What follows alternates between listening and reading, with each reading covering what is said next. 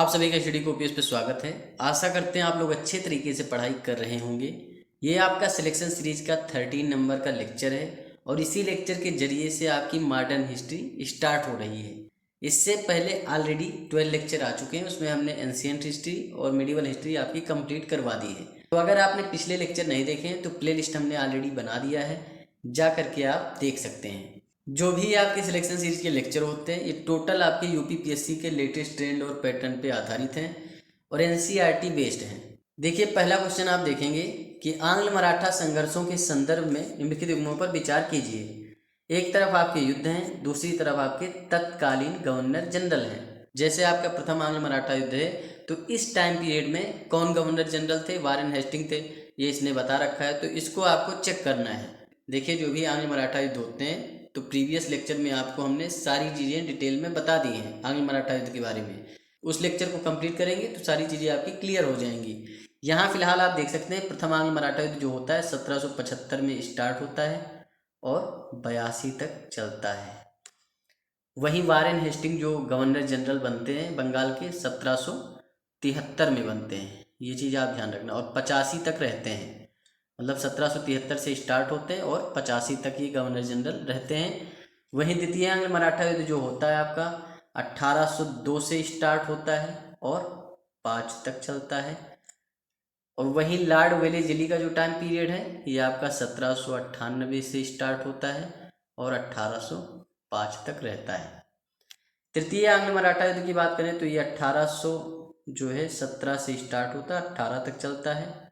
और Lord Hasting का जो टाइम पीरियड होता है 1813 से स्टार्ट होता है और 23 तक रहता है। तो अब आप देख सकते हैं भाई, जो प्रथम आंग्ल मराठा युद्ध है 1775 से 82 और वारेन हेस्टिंग 1773 से 85, मतलब इन्हीं के टाइम पीरियड में हुआ था। वहीं जो द्वितीय आंग्ल मराठा युद्ध है 1802 से 5, तो लॉर्ड वेलेस्ली 1798 से 1805, ये भी सही है आपका।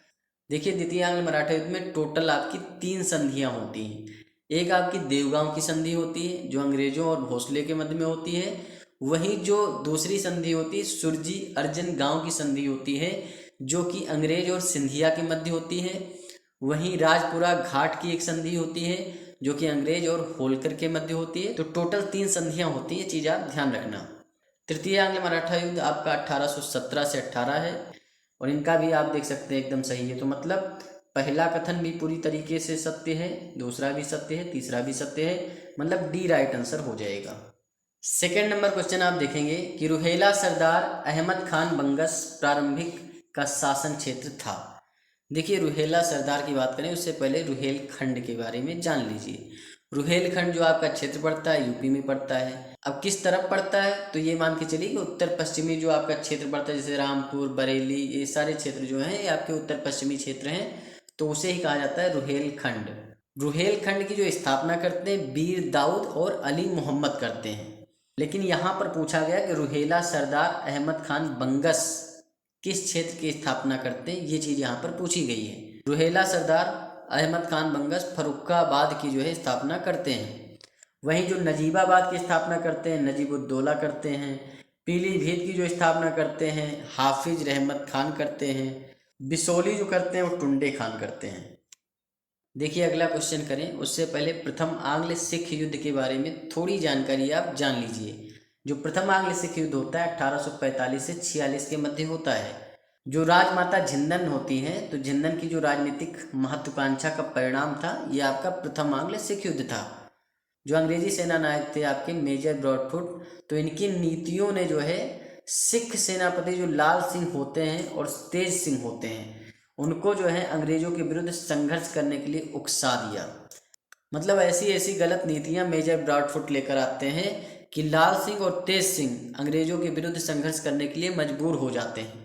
परिणाम स्वरूप जो आपके खालसा होते हैं वो अंग्रेजों के विरुद्ध आक्रमण की घोषणा कर देते हैं। देखिए जो प्रथम आंग्ल सिख युद्ध होता है तो उस समय जो गवर्नर जनरल थे भारत के वो आपके लॉर्ड हार्डिंग थे। क्यों थे भाई? लॉर्ड हार्डिंग का जो टाइम पीरियड है वो 1844 से 48 है और प्रथम आंग्ल सिख युद्ध का टाइम पीरियड 1845 से 46 है। तो इन्हीं के टाइम पीरियड में होता है प्रथम आंग्ल सिख युद्ध।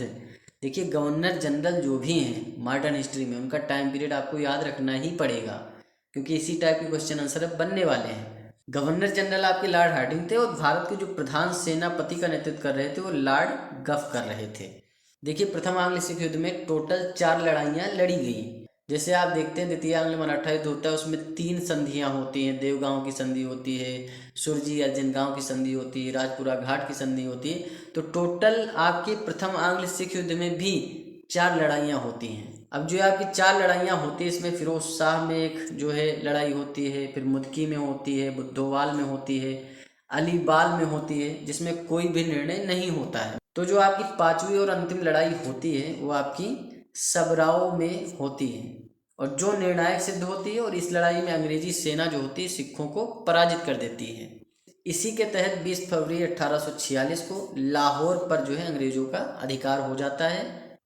9 मार्च 1846 को जो है सिखों और अंग्रेजों के मध्य लाहौर की संधि होती है।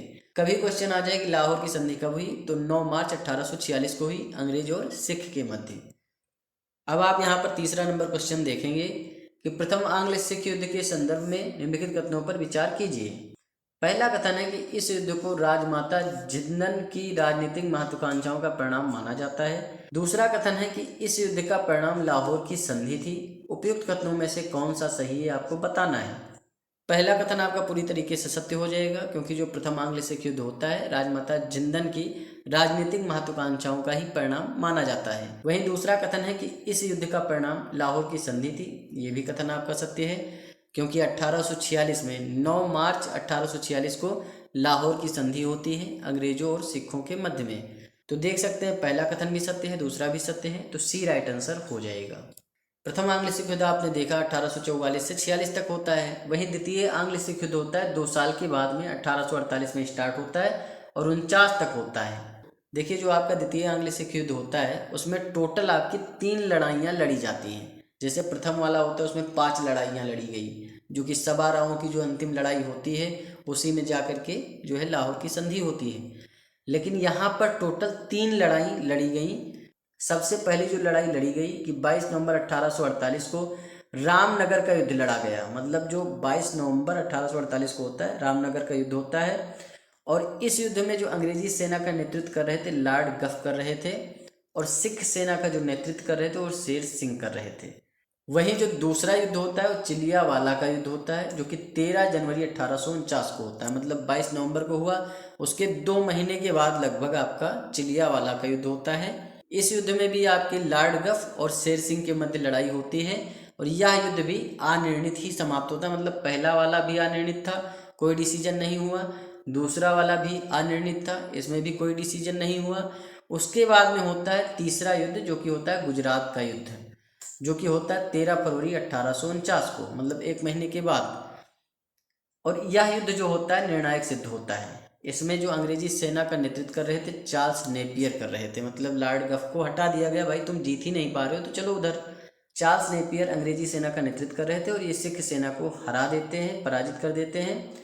और जो आपका ये गुजरात का युद्ध होता है द्वितीय आंग्ल सिख युद्ध के अंतर्गत, इसे तोपों के युद्ध के नाम से भी जाना जाता है, क्योंकि इसमें बहुत ज़्यादा तोप चलते हैं। तो होता क्या है कि 30 मार्च 1849 को लॉर्ड डलहौजी ने चार्ल्स नेपियर के नेतृत्व में हेनरी लॉरेंस एवं एलन बरो की इच्छा के विपरीत जाकर के पंजाब को अंग्रेजी राज्य में मिला लिया। तो कभी भी क्वेश्चन आए भाई पंजाब को अंग्रेजी राज्य में कब मिलाया गया, 30 मार्च 1849 को। किसने मिलाया था, तो लॉर्ड डलहौजी ने मिलाया था। हेनरी लॉरेंस और एलन बरो की इच्छा नहीं थी कि ऐसा हो, लेकिन ये करते हैं। साथ में एक चीज़ और ध्यान रखना कि जब आपके द्वितीय आंग्ल सिख युद्ध ये लोग जीत जाते हैं, चार्ल्स नेपियर और डलहौजी वगैरह सब लोग जीत जाते हैं, तो 5 लाख रुपए की वार्षिक पेंशन जो है महाराजा दिलीप सिंह को दी जाती है, और रानी जिंदन के साथ जो है इन्हें इंग्लैंड भेज दिया जाता है। दिलीप सिंह जो होते हैं उनसे कोहिनूर हीरा लेकर के शाही ब्रिटिश राजमुकुट में भी लगाया जाता है। अब यहाँ पर आप 4 नंबर क्वेश्चन देखेंगे कि निम्नलिखित में से किस युद्ध का संबंध द्वितीय आंग्ल सिख युद्ध से है। देखिए, द्वितीय आंग्ल सिख युद्ध जो चलता है 1848 से 1849 तक चलता है, जिसमें जो आपका सबसे पहला युद्ध होता है रामनगर का युद्ध होता है, जो नवंबर 1848 को होता है। उसके बाद में चिलियावाला का युद्ध होता है 13 जनवरी 1849 को होता है।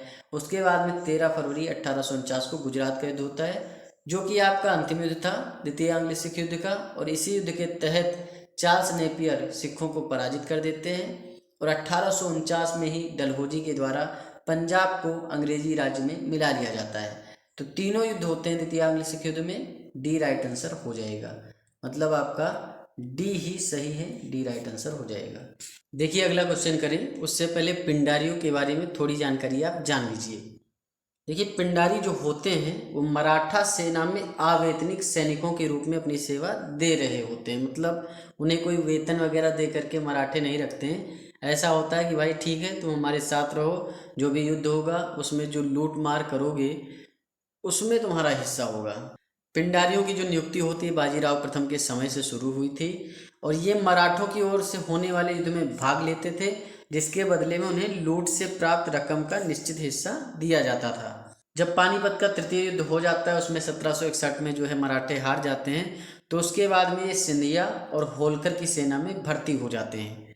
देखिए जो सिंधिया से अंग्रेजों की संधि होती है, सुरजी अर्जन गांव की संधि होती है 1803 में, और होलकरों से जो है राजपुर घाट की संधि होती है अंग्रेज और होलकर के मध्य, ये भी ध्यान रखना। तो ये लोग जो हैं जब पानीपत का तीसरा युद्ध मराठे हार जाते हैं तो इसमें भर्ती हो जाते हैं और साथ में मालवा के क्षेत्र में बस भी जाते हैं। जो इनका दल था इसमें सांप्रदायिक एकता थी और इनमें जो है हिंदू और मुसलमान दोनों रहते थे, मतलब ऐसा माना जाता है। जो भी इनके प्रमुख नेता थे वो आपके वासिल मोहम्मद, चित्तू और करीम खान थे, मतलब ये आपके पिंडारियों के नेता थे। तो वासिल मोहम्मद, चित्तू और करीम खान। अब यहाँ पर आप देख भी सकते हैं जो सिंधिया से संधि होती है 1803 ईस्वी में सुरजी अर्जन गांव की संधि होती है। इस संधि की शर्तों के अनुसार गंगा तथा यमुना के क्षेत्र कंपनी को प्राप्त हो जाते हैं। वहीं होलकर से जो संधि होती है 1805 ईस्वी में राजपुर घाट की संधि होती है। 5 नंबर क्वेश्चन आप देखेंगे कि पिंडारियों के संदर्भ में निम्नलिखित कथनों पर विचार कीजिए। पहला कथन है कि ये मराठा सेना में अवैतनिक सैनिकों के रूप में अपनी सेवा देते थे। एकदम सही बात है, मतलब फुल वेतनिक नहीं होते थे, जो भी लूट मार होती थी उसमें एक निश्चित हिस्सा इन्हें दिया जाता था। दूसरा कथन है कि ये लूट मार करने वाले दलों के रूप में होते थे, जिनकी नियुक्ति बाजीराव प्रथम के समय से शुरू हुई थी। तो दूसरा कथन भी सही है आपका। उपयुक्त कथनों में से कौन सा सही है? दोनों सही, सी राइट आंसर हो जाएगा। साथ में ये भी ध्यान रखना 1761 में जब पानीपत का जो तृतीय युद्ध होता है उसमें मराठों की हार हो जाती है, तो ये पिंडारी जो होते हैं सिंधिया और होलकर से मिल जाते हैं, बाद में मालवा के क्षेत्र में बस जाते हैं। अब यहाँ पर 6 नंबर क्वेश्चन आप देखेंगे कि सुरजी अर्जन गांव की संधि के संदर्भ में निम्नलिखित कथनों पर विचार कीजिए। पहला कथन है कि अंग्रेजों ने होलकर से 1803 ईस्वी में संधि की थी। ये आपका पूरी तरीके से असत्य कथन है, क्योंकि जो होलकर से संधि करते हैं अंग्रेज वो करते हैं 1805 में और इसको कहा जाता है राजपुर घाट की संधि। तो पहला कथन आपका पूरी तरीके से गलत है सुरजी अर्जन गांव की संधि के विषय में। वहीं जो दूसरा कथन है सुरजी अर्जन गांव की संधि के विषय में कि इस संधि के शर्तों के अनुसार गंगा तथा यमुना के क्षेत्र कंपनी को प्राप्त होते हैं, एकदम सही बात है। मतलब सुरजी अर्जन गांव की जो संधि होती है इसी के तहत 1803 में होती है ये संधि और अंग्रेज और सिंधिया के मध्य होती है और गंगा और यमुना के क्षेत्र जो है कंपनी को प्राप्त हो जाते हैं। वहीं जो होलकर के साथ संधि होती है राजपुरा घाट की संधि होती है 1805 में, ये भी ध्यान रखना। तो पहला कथन गलत है, दूसरा सही है, तो बी राइट आंसर हो जाएगा। देखिए अब अगला क्वेश्चन करें, उससे पहले हम पुर्तगालियों के बारे में थोड़ी चीज़ें आपको बता देते हैं। देखिए होता क्या है कि 1498 में Vasco D gamma Abdul Hamid नामक एक व्यापारी की सहायता से कालीकट बंदरगाह पे उतरते हैं। वहाँ राजा जमोरिन उनका भव्य स्वागत करते हैं। वास्को डी गामा यहाँ से जो मसाला वगैरह लेकर जाते हैं लौटते समय, तो वहाँ जाकर के जब उसे बेचते हैं काली मिर्च वगैरह, तो देखते हैं यार 1 रुपये का लाए थे 60 रुपये का हमने बेच दिया, मतलब 60 गुना मुनाफा हो गया। तो ये चीज़ सोच करके बहुत खुश होते हैं। तो इस तरीके से पुर्तगालियों का आना जाना लगा रहता है। सारी बात हम करेंगे क्वेश्चन आंसर के माध्यम से।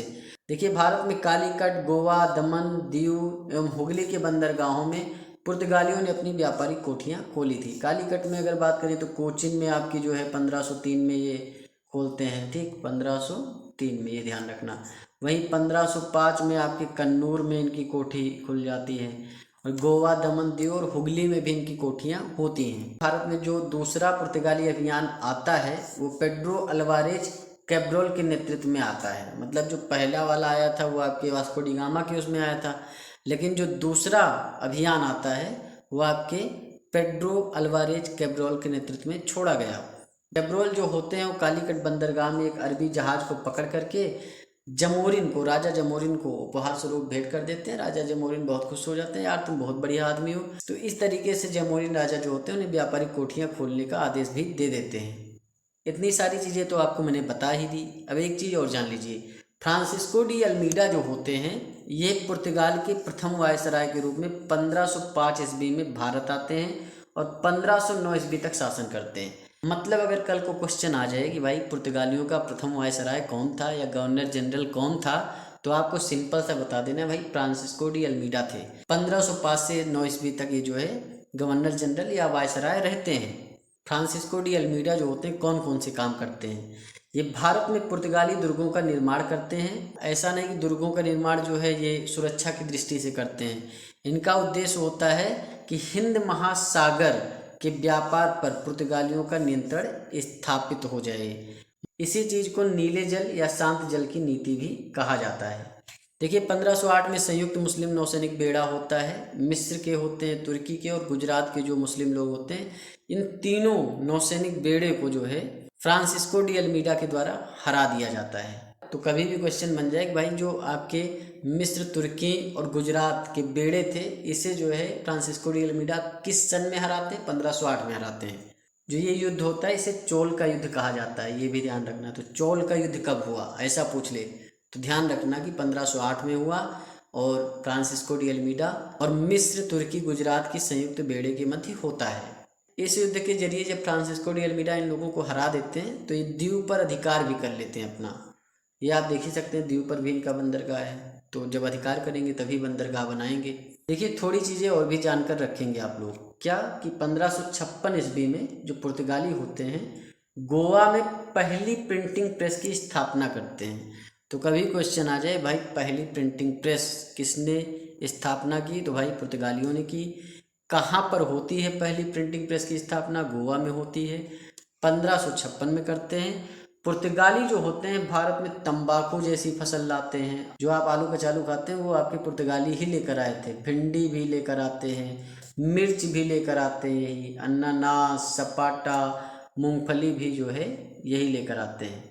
वहीं एक चीज़ और ध्यान रखना कि भारत में जो गोथिक वास्तुकला की शुरुआत होती है वो पुर्तगालियों के आगमन से ही मानी जाती है। अब गोथिक जो है वास्तुकला क्या है? देखिए जो आपके तिकोने मेहराब वाली यूरोपीय शैली होती है ना, उसी को कहा जाता है गोथिक वास्तुकला।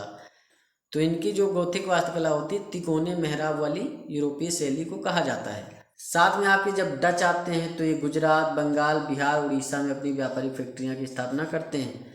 तो डच जो है गुजरात, बंगाल, बिहार, उड़ीसा इन 4 जगह पर अपनी व्यापारिक कोठी खोलते हैं, ये भी ध्यान रखना। भारत में जो पहली डच फैक्ट्री होती है वो मछलीपट्टनम में 1605 में स्थापित की जाती है। इसके बाद में 1610 ईस्वी में पुलिकट, 1616 में सूरत में डच की फैक्ट्रियाँ स्थापित होती हैं। डच जो होते हैं चिंसुरा और कोचिन में भी अपनी फैक्ट्री स्थापित करते हैं। बंगाल में जो प्रथम डच फैक्ट्री की स्थापना होती है वो पिपली में होती है और 1627 में होती है। ये चीज़ आप ध्यान रखेंगे। 7 नंबर क्वेश्चन आप देखेंगे कि निम्नलिखित में से किन स्थानों पर पुर्तगालियों ने अपनी कोठियाँ की स्थापना की थी? पहला है गोवा, दूसरा कालीकट, हुगली, कलकत्ता। देखिए गोवा में पुर्तगाली अपनी व्यापारिक कोठी खोलते हैं, जाहिर सी बात है। वहीं कालीकट में भी खोलते हैं, 1503 में आपके कोचीन में, 1505 में कन्नूर में खोलते हैं। वहीं हुगली में भी बंगाल में खोलते हैं अपनी व्यापारिक कोठी। कलकत्ता में नहीं खोलते हैं, तो आपका 4 एकदम गलत है। 1 2 3 ही आपका राइट आंसर हो जाएगा, सी सही है। 8 नंबर क्वेश्चन आप देखेंगे, निम्नलिखित में से कौन सी फसल पुर्तगालियों की देन मानी जाती है? आलू, अनानास, मूंगफली। नीचे दिए गए कोड का प्रयोग कर सही उत्तर चुनिए। देखिए आलू की खेती भी पुर्तगालियों के द्वारा भारत में लाई गई, अनानास की भी और मूंगफली की भी। साथ में तंबाकू की खेती भी जो है पुर्तगाली ही लाते हैं भारत में। भिंडी, मिर्च, सपाटा, ये सारी चीज़ें जो है पुर्तगालियों के द्वारा भारत में लाई जाती हैं। वहीं गोथिक वास्तुकला के जन्मदाता भी जो है पुर्तगालियों को ही माना जाता है। तो यहाँ फिलहाल आपका राइट आंसर 1 2 3 हो जाएगा, डी राइट आंसर हो जाएगा। 9 नंबर क्वेश्चन आप देखेंगे, निम्नलिखित युगों में से कौन सा एक सही सुमेलित नहीं है? पहला है कि कैप्टन हॉकिंस सम्राट जहांगीर से मिलने वाले प्रथम अंग्रेज दूत थे। पहला कथन पूरी तरीके से सत्य है, क्योंकि जो कैप्टन हॉकिंस होते हैं 1608 ईस्वी में आते हैं और हेक्टर जहाज से चल के आते हैं, ये भी ध्यान रखना। और ये जहांगीर से मिलते हैं और प्रथम अंग्रेज दूत होते हैं जो कि जहांगीर से मिलते हैं। तो पहला कथन तो आपका सही है। वहीं जॉब चौरनाक कलकत्ता के संस्थापक थे, ये भी आपका सही है। वहीं जेराल्ड ऑक्जियर मद्रास के संस्थापक नहीं थे, ये आपका गलत हो जाएगा। जॉन मिल्डन हॉल भारत आने वाला प्रथम ब्रिटिश नागरिक था, ये भी एकदम सही। मतलब जो पहला ब्रिटिश नागरिक भारत आता है जॉन मिल्डन हॉल आता है, ये चीज़ ध्यान रखना। देखिए मद्रास के जो संस्थापक माने जाते हैं वो फ्रांसिस डे माने जाते हैं। देखिए ऐसा माना जाता है फ्रांसिस डे जो होते हैं विजयनगर के राजा से कुछ ज़मीन मांगते हैं कि भाई थोड़ी ज़मीन हमें दे दो, हम एक नगर बसाना चाहते हैं। तो फ्रांसिस डे मद्रास के संस्थापक माने जाते हैं। तो यहाँ फिलहाल पूछा गया कि सुमेलित नहीं है, तो आपका सी ही सुमेलित नहीं है, सी ही राइट आंसर हो जाएगा। 10 नंबर क्वेश्चन आप देखेंगे, निम्नलिखित में से किस पुर्तगाली शासक ने नीले जल की नीति अपनाई थी?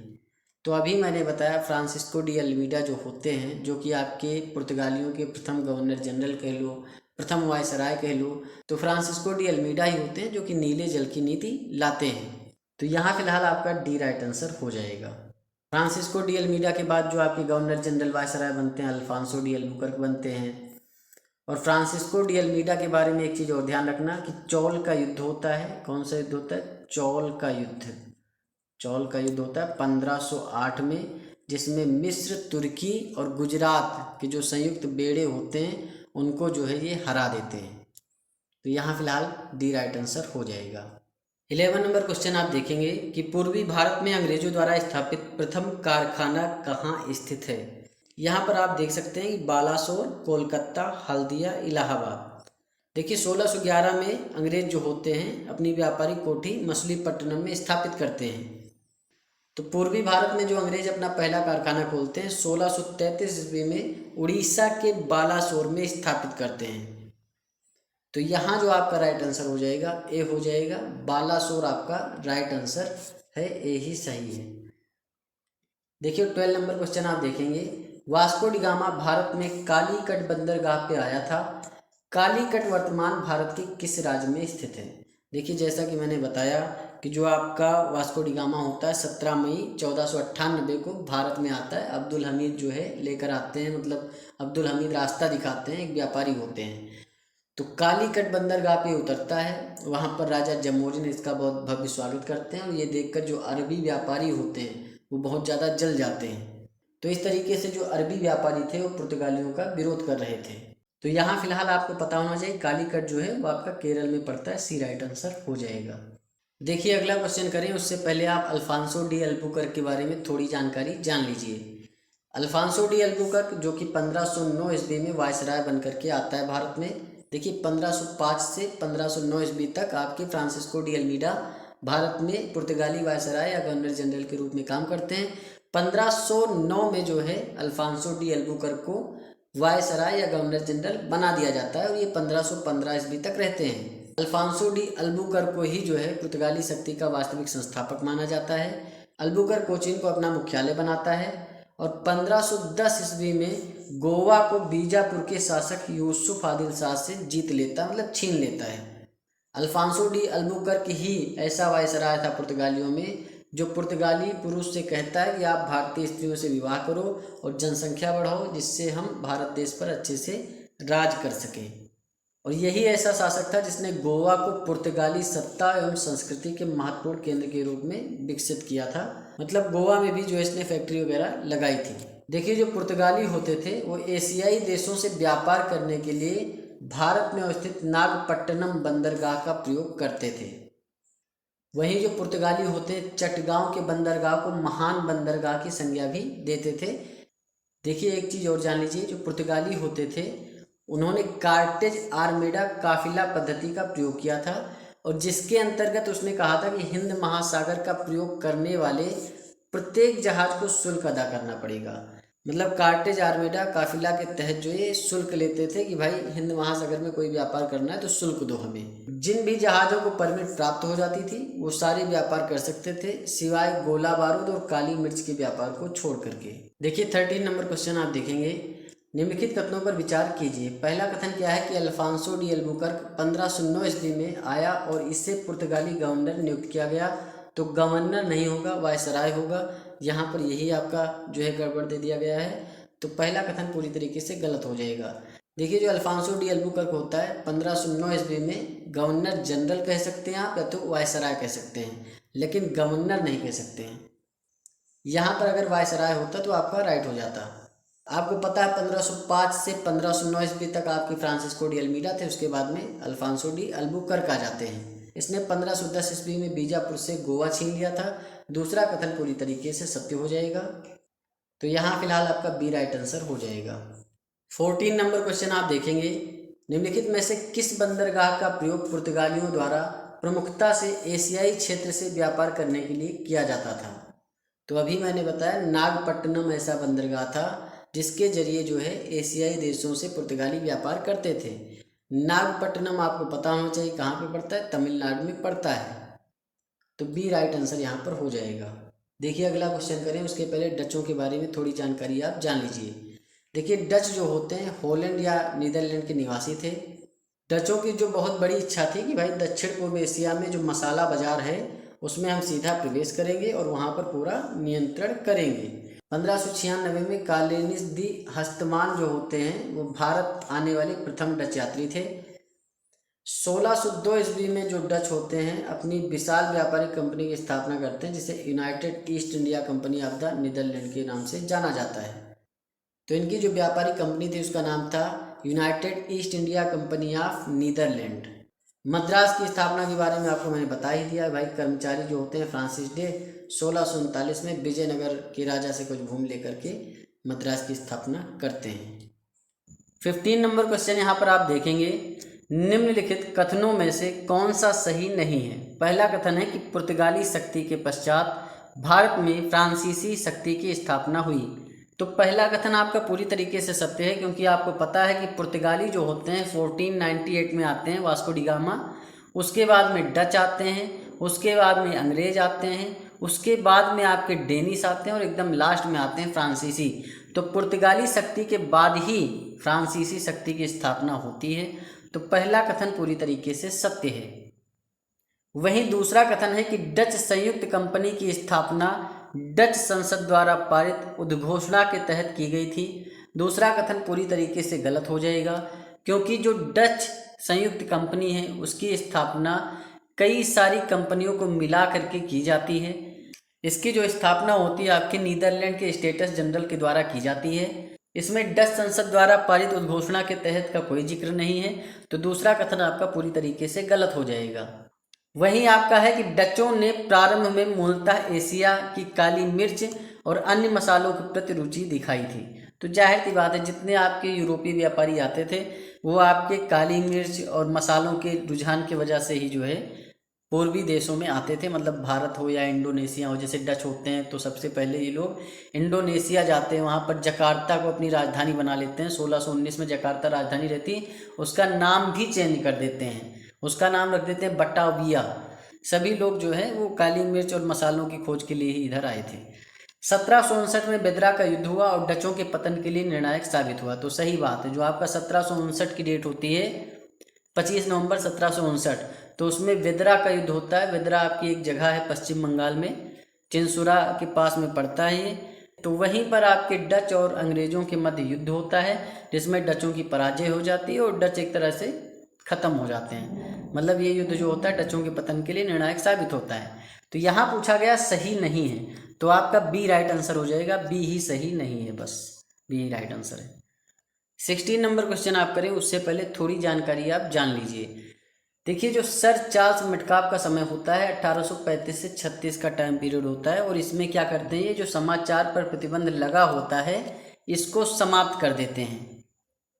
वहीं पुर्तगालियों के बारे में आपको पता है कि प्रथम दुर्ग का निर्माण करते हैं अल्फांसो डी अल्बुकर्क। 1503 में कोचिन में पहले दुर्ग का निर्माण होता है। फिर अज्जीदियो और कन्नौर में पुर्तगाली दुर्गों का निर्माण होता है। फ्रांसिस्को डी अल्मीडा 1505 में जो है आपके अज्जीदियो और कन्नौर पे पुर्तगाली दुर्ग का निर्माण करते हैं। उससे पहले जो होते हैं अल्फांसो डी अल्बुकर्क 1503 में कोचिन में करते हैं। और कुछ चीज़ें और भी ध्यान रखेंगे कि 31 दिसंबर 1600 ईस्वी को जो एलिजाबेथ प्रथम होती हैं वो ईस्ट इंडिया कंपनी को 15 वर्षों का एक अधिकार पत्र देते हैं कि जाओ भाई व्यापार वगैरह करो जाके। बाद में जो आपके जेम्स प्रथम आते हैं इस चार्टर को अनिश्चित काल तक कर देते हैं। मतलब जो आपके एलिजाबेथ प्रथम थी उन्होंने 1600 ईस्वी में जो आपकी ईस्ट इंडिया कंपनी थी उसको एक अधिकार दिया था कि हाँ 15 साल के लिए तुम्हारा टेन्योर रहेगा, लेकिन जेम्स प्रथम आते हैं और फिर उसको अनिश्चित काल तक कर देते हैं। 1608 ईस्वी में आपके हॉकिंस होते हैं जो जहांगीर से मिलते हैं और जहांगीर से फारसी भाषा में बातचीत करते हैं। तो जहांगीर बहुत प्रसन्न हो जाते हैं। आप ही से कोई आकर के हिंदी में अगर बात करेगा कोई अंग्रेज तो जाहिर सी बात आप भी खुश हो जाएंगे, यार कितना अच्छा अंग्रेज है, हिंदी जानता है। तो इस तरीके से जहांगीर भी खुश हो जाते हैं कि देखो फारसी जानता है। विलियम हॉकिंस से जब जहांगीर प्रभावित हो जाता है तो उन्हें खान की उपाधि देता है। वहीं 1615 से 18 के बीच जो है टॉमस रो जहांगीर के दरबार में जेम्स प्रथम के दूत बनकर के आते हैं। तो ये ध्यान रखना कि जो विलियम हॉकिंस होते हैं वो 1608 में आते हैं, वहीं जो आपके सर टॉमस रो हैं वो 1615 में आते हैं और 18 में जाते हैं। तो इतना ध्यान रखना आप। 16 नंबर क्वेश्चन आप देखेंगे कि निम्नलिखित में से किसने सम्राट जहांगीर से मुगल साम्राज्य के सभी भागों में कारखानों की स्थापना करने का अधिकार पत्र प्राप्त किया था। तो ये जो आपका अधिकार पत्र प्राप्त किया था वो आपके सर टॉमस रो ने किया था। बी राइट आंसर हो जाएगा। कैप्टन हॉकिंस 1608 ईस्वी में आते हैं, इन्हें खान की उपाधि देते हैं आपके जहांगीर, क्योंकि ये फारसी भाषा में बातचीत वगैरह कर लेते हैं। तो यहाँ फिलहाल आपका बी राइट आंसर होगा। 17 नंबर क्वेश्चन आप देखेंगे, निम्नलिखित में से किसके द्वारा अंग्रेजों को बम्बई प्राप्त हुआ था। देखिए आज की डेट में जो आपका मुंबई है बहुत पहले बम्बई था, मतलब अंग्रेजों के ज़माने में, उसके बाद भी काफ़ी समय तक था, बम्बई ही नाम था। 1661 में जो आपके इंग्लैंड के चार्ल्स प्रथम होते हैं उनकी शादी होती है पुर्तगाली राजकुमारी कैथरीन मेयो के साथ। जब चार्ल्स प्रथम की शादी कैथरीन मेयो के साथ में होती है तो पुर्तगाली जो होते हैं उनके पास उस समय बम्बई थी, तो वो बम्बई जो है दहेज के रूप में चार्ल्स प्रथम को दे देते हैं। चार्ल्स प्रथम बम्बई को उठा करके किसे दे देते हैं, कंपनी को, ईस्ट इंडिया कंपनी को। कहते हैं 10 पाउंड प्रतिवार्षिक तुम मुझे दोगे और इसके बदले में कंपनी में तुम्हें देता हूँ। तो इस तरीके से जो है पुर्तगाली राजकुमारी से शादी करने के लिए अंग्रेजों को पुर्तगालियों से बम्बई प्राप्त होती। ए राइट आंसर हो जाएगा। 18 नंबर क्वेश्चन आप देखेंगे, फ्रांसीसियों द्वारा अपनी प्रथम कोठी की स्थापना कहाँ की गई थी। देखिए होता क्या है, 1664 में फ्रांस के जो सम्राट होते हैं लुई 14, उन्हीं के टाइम पीरियड में उनके मंत्री होते हैं कोलबर्ट। तो उन्हीं के प्रयासों से फ्रांसीसी कंपनी द इंड ओरिएंटल की स्थापना होती है। मतलब जब फ्रांसीसी कंपनी की स्थापना होती है उसका नाम होता है द इंड ओरिएंटल। और उसी साल 1664 में फ्रांसीसी जो है भारत आते हैं और फ्रांसीसियों की जो पहली फैक्ट्री लगाई जाती है 1668 ईस्वी में सूरत में लगाई जाती है। तो यहाँ फिलहाल आपका राइट आंसर डी हो जाएगा, डी ही सही है। 19 नंबर क्वेश्चन आप देखेंगे, सूची 1 है, सूची 2 है। सूची 1 में आपके युद्ध दे रखे हैं, सूची 2 में संधियां दे रखी हैं। आपको बताना है कौन सा युद्ध किस संधि के द्वारा समाप्त होता है। देखिए जो प्रथम कर्नाटक युद्ध होता है 1746 से 48 के मध्य होता है और इसमें ऑस्ट्रिया का जो उत्तराधिकार युद्ध चल रहा था उसी के चलते ये युद्ध स्टार्ट होता है। 1746 से 48 तक युद्ध चलता है, उसके बाद में होती है एक्सला शापेल संधि या एक्सला सेपल संधि। तो आपका पहला पूरी तरीके से सत्य है, इसमें कोई दो राय नहीं है। वहीं आपका द्वितीय कर्नाटक युद्ध जो समाप्त होता है वो आपका पांडिचेरी की संधि से समाप्त होता है। क्यों? क्योंकि जो द्वितीय कर्नाटक युद्ध का टाइम पीरियड है वो 1749 से 54 है। पांडिचेरी की संधि जो होती है 1754 में होती है। द्वितीय कर्नाटक युद्ध होता किस लिए है? तो होता इसलिए है क्योंकि जो आपके हैदराबाद और कर्नाटक में जो आपके शासकों का झगड़ा चल रहा था, भाई हैदराबाद में हम अपना शासक बैठाएंगे, अंग्रेज सोच रहे थे, फ्रांसीसी सोच रहे थे कि नहीं हम अपना बैठाएंगे। तो इसके चलते जो है द्वितीय कर्नाटक युद्ध होता है। ये युद्ध आपका पांडिचेरी की संधि से समाप्त होता है। वहीं तृतीय कर्नाटक युद्ध जो होता है ये युद्ध आपका 1758 से 63 के मध्य होता है और ये आपका पेरिस की संधि से समाप्त होता है। वांडीवास का युद्ध भी 1760 में होता है लेकिन पेरिस की संधि 1763 में होती है, चीज़ ध्यान रखना। तो यहाँ आपका तीनों एकदम सही मिलान में है, तो डी आपका राइट आंसर हो जाएगा क्योंकि ए का पहला, बी का दूसरा, सी का तीसरा, डी ही सही है बस। 20 नंबर क्वेश्चन आप देखेंगे, निम्नलिखित कथनों पर विचार कीजिए। पहला कथन है कि शाही फरमान 1817 ईस्वी में मुगल बादशाह फर्रुखसियर द्वारा जारी किया गया था। दूसरा है अलीनगर की संधि 1757 ईस्वी में की गई थी उपयुक्त कथनों में से कौन सा सही है आपको बताना है। देखिए, जो आपका पहला कथन है कि शाही फरमान आपका 1817 में मुगल बादशाह फर्रुखसियार कह लो, वैसे घृणित कायर था इसीलिए मैं इसे फर्रुखसियार ही कहता हूँ। तो फर्रुखसियार जो होता है ये 1817 ईस्वी में जो है एक शाही फरमान नहीं देता है, क्योंकि आपको पता होना चाहिए कि फर्रुखसियार का रिलेशन 1817 में कहाँ से आ जाएगा। अगर आप टाइम पीरियड जानते हैं फर्रुखसियार का, तो जाहिर सी बात है इसका टाइम पीरियड होता है 1713 से 1719। यहाँ पर 1817 लिखा, आपका ऐसे ही गलत हो जाएगा। फिलहाल 1717 ईस्वी में जो है ये शाही फरमान देता है कि अंग्रेजों को खुली छूट दी जाती है, भारत में कहीं भी व्यापार करने की एकदम खुली छूट है। और जो ये शाही फरमान देता है इसे कंपनी का मेग्ना कार्टा भी कहा जाता है, ये चीज़ भी आप ध्यान रखेंगे। वहीं अलीनगर की जो संधि होती है 1757 ईस्वी में ही होती है, एकदम सही है। दूसरा कथन पूरी तरीके से सत्य हो जाएगा। मतलब पहला कथन पूरी तरीके से असत्य है, दूसरा सत्य है। क्यों? क्योंकि जो अलीनगर की संधि होती है सिराजुद्दौला और अंग्रेजों के मध्य होती है 9 फरवरी 1757 को। इस संधि के तहत जो सिराजुद्दौला होते हैं कलकत्ता को अंग्रेजों को वापस कर देते हैं। आप सोच सकते हैं कि 9 फरवरी 1757 को अलीनगर की संधि होती है, लेकिन 23 जून 1757 को प्लासी का युद्ध भी हो जाता है, मतलब लगभग 6 महीने के बाद, 6 या 5 महीने के बाद। तो ये चीज़ आप ध्यान रखेंगे। दूसरा कथन पूरी तरीके से सत्य है, अलीनगर की संधि सिराजुद्दौला और अंग्रेजों के मध्य होती है। केवल 2 राइट आंसर है, बी सही हो जाएगा बस। 21 नंबर क्वेश्चन आप देखेंगे कि ब्लैक होल की घटना कब घटित हुई थी। देखिए, जो ब्लैक होल की घटना होती है 20 जून 1756 को घटित होती है, ये चीज़ आप ध्यान रखेंगे। इसमें होता क्या है कि एक आपका 18 फुट लंबा 14 फुट 10 इंच चौड़ा एक कमरा होता है, मतलब बहुत छोटा सा, और उसमें जो है 146 अंग्रेजों को सिराजुद्दौला उसी में भर देते हैं, मतलब ठूस देते हैं। अब उसमें हो जाती है ऑक्सीजन की कमी और उसकी वजह से लगभग 123 लोग उसमें जान गंवा देते हैं। तो टोटल जो जिंदा बचते हैं 23 लोग ही जीवित बचते हैं। उसमें एक हॉलवेल नाम का पत्रकार भी होता है, वही जाकर के अंग्रेजों को बताता है कि ऐसा ऐसा हो गया है। हॉलवेल कुछ टाइम के लिए गवर्नर भी बनेगा बंगाल का। अगर कल को पूछ लें ब्लैक होल की घटना में कितने लोगों की जान गई थी, 123 लोगों की जान गई थी, और ये 1756 में होता है, तो बी राइट आंसर हो जाएगा। 20 जून 1756। 23 जून 1757 को आपका प्लासी का युद्ध होगा। 22 नंबर क्वेश्चन आप देखेंगे कि इलाहाबाद की द्वितीय संधि के संदर्भ में निम्नलिखित कथनों पर विचार कीजिए। पहला कथन है कि यह संधि क्लाइव एवं सिराजुद्दौला के मध्य की गई थी। दूसरा कथन है कि इस संधि के अनुसार कंपनी को अवध में कर मुक्त व्यापार की सुविधा उपलब्ध की गई थी। उपयुक्त कथनों में से कौन सा सही है आपको बताना है। देखिए, जो पहला कथन है कि भाई रॉबर्ट क्लाइव और सिराजुद्दौला के मध्य संधि होती है, पूरी तरीके से गलत हो जाएगा। क्यों? क्योंकि आपको पता है रॉबर्ट क्लाइव और सुजाउद्दौला के मध्य जो होती है इलाहाबाद की दूसरी संधि होती है। इस संधि में होता क्या है, इलाहाबाद और कड़ा को छोड़कर अवध का शेष क्षेत्र जो होता है आपके शाह आलम द्वितीय को दे दिया जाता है। एक चीज़ और इस संधि में होती, कंपनी जो है सुजाउद्दौला से कहती है कि अवध में हम एक सेना रखेंगे और आपकी सुरक्षा के लिए रखेंगे, लेकिन उसका खर्चा आप ही उठाएंगे। वहीं कंपनी को जो है अवध में पूरी तरीके से व्यापार की सुविधा, मुक्त व्यापार की सुविधा मिल जाती है। तो ये आप देख सकते हैं पहला कथन पूरी तरीके से गलत है, लेकिन दूसरा सही है। तो केवल 2 बी राइट आंसर हो जाएगा, बस बी ही सही है। 23 नंबर क्वेश्चन आप देखेंगे कि 1805 ईस्वी की राजपुर घाट की संधि एवं 1806 ईस्वी में वेल्लोर का सिपाही विद्रोह के समय भारत का गवर्नर जनरल कौन था।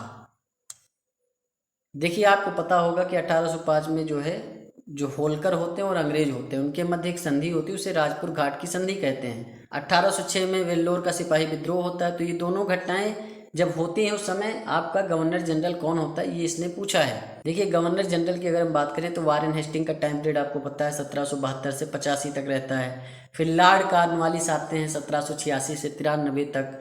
फिर सर जॉन शोर आते हैं 1793 से 1798, 5 साल के लिए भी गद्दी पर बैठते हैं, मतलब गवर्नर जनरल बनते हैं। वही जो लॉर्ड वेलेस्ली का टाइम पीरियड होता है 1798 से 1805 ईस्वी तक होता है। फिर आते हैं आपके सर जॉन बार्लो। सी राइट आंसर आपका हो जाएगा सर जॉन बार्लो। 1805 से 1807 तक ये जो है गद्दी पर बैठते हैं। सर जॉन बार्लो के बाद आपके मिंटो प्रथम आते हैं, ये चीज़ ध्यान रखना। वारेन हेस्टिंग का टाइम पीरियड मैंने बता ही दिया 1772 से 85। लॉर्ड कॉर्नवालिस आपके जो गद्दी पर बैठते हैं वो 1786 से 93 तक बैठते हैं। यहाँ राइट आंसर आपका सी होगा। 24 नंबर क्वेश्चन आप देखेंगे, निम्नलिखित में से किसे भारतीय प्रेस का मुक्तिदाता कहा जाता है? तो सर चार्ल्स मेटकाफ को भारतीय प्रेस का मुक्तिदाता कहा जाता है। सी राइट आंसर हो जाएगा। लॉर्ड रिपन, लॉर्ड लिटन, इनके बारे में भी आगे हम बात करेंगे। 25 नंबर क्वेश्चन आप देखेंगे, पुर्तगालियों ने भारत में प्रथम दुर्ग का निर्माण किस स्थान पर किया? देखिए अल्फांसो डी अल्बुकर्क जो होते हैं 1503 ईस्वी में सबसे पहले कोचिन में पुर्तगालियों के प्रथम दुर्ग का निर्माण करते हैं, तो बी राइट आंसर हो जाएगा। वहीं आपके अज्जी देव और आपके कन्नूर में फ्रांसिस्को डी अल्मीडा के द्वारा 1505 में दुर्ग का निर्माण किया जाता है, ये भी ध्यान रखना। तो यहाँ फिलहाल आपका बी राइट आंसर हो जाएगा।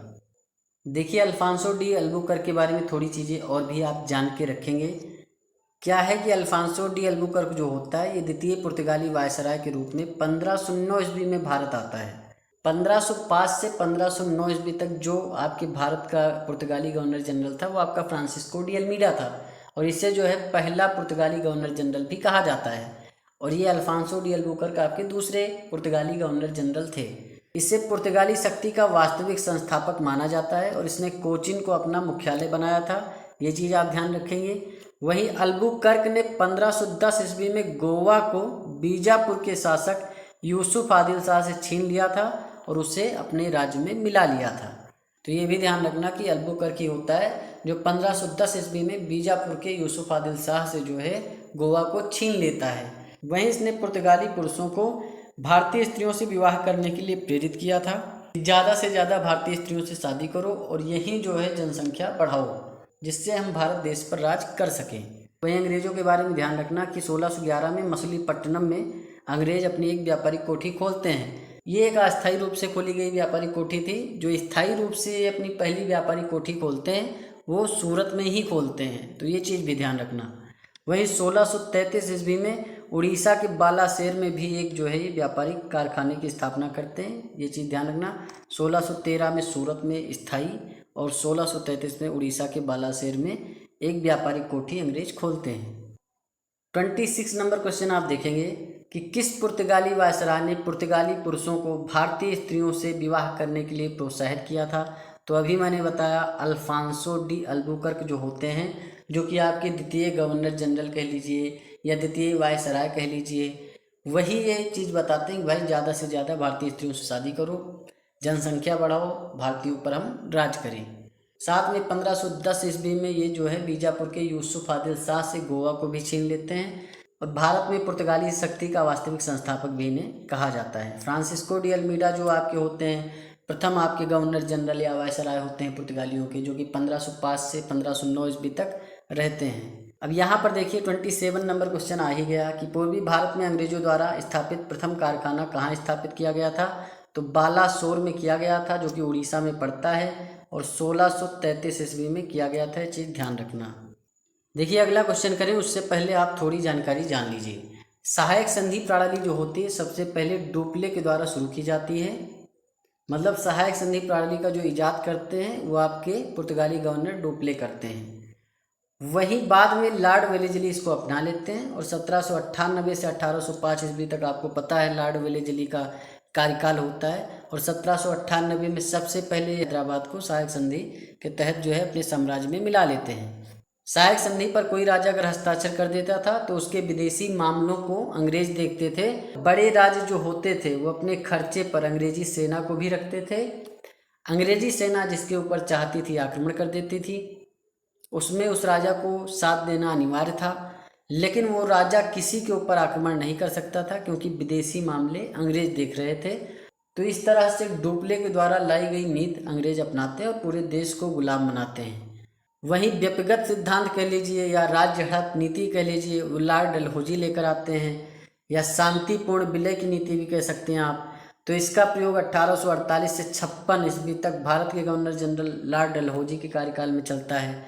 सबसे पहले सतारा को 1848 में ये जो है राज्य हड़प नीति के तहत अपने साम्राज्य में मिला लेते हैं। फिर 1849 में जैतपुर और संभलपुर को, 1852 में उदयपुर, 1853 में झांसी, 1854 में नागपुर, ये सारी चीज़ें होती हैं। 1856 में अवध को भी जो है राज्य हड़प नीति के तहत जो है मिला लिया जाता है कुशासन का आरोप लगा करके।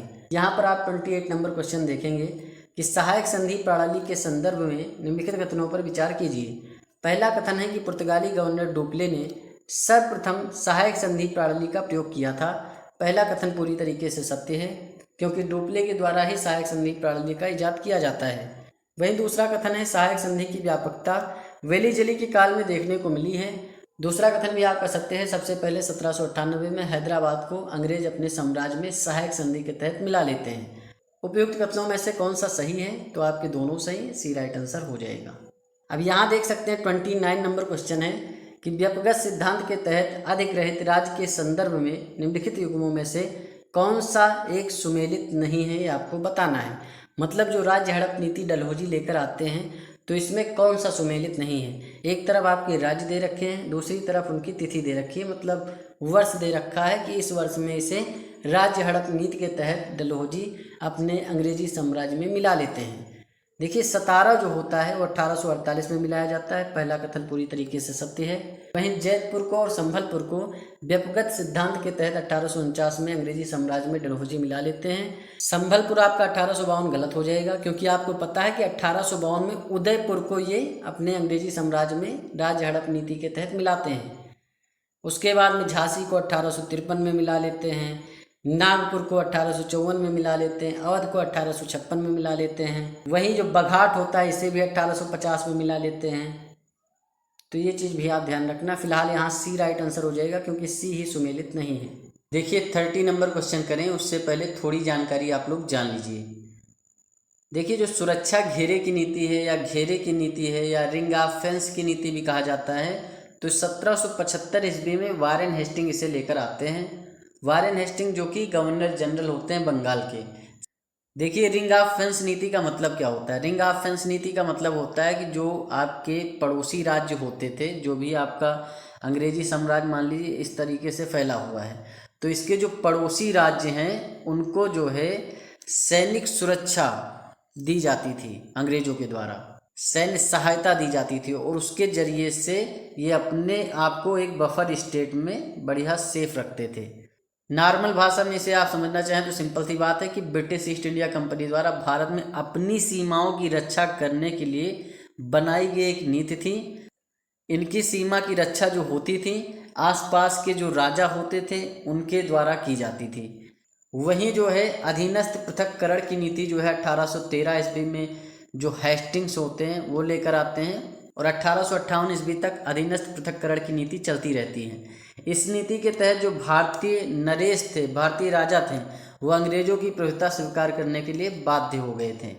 मतलब उन्हें बाध्य कर दिया जाता था कि भाई तुम्हें ये नीति अपनानी ही पड़ेगी।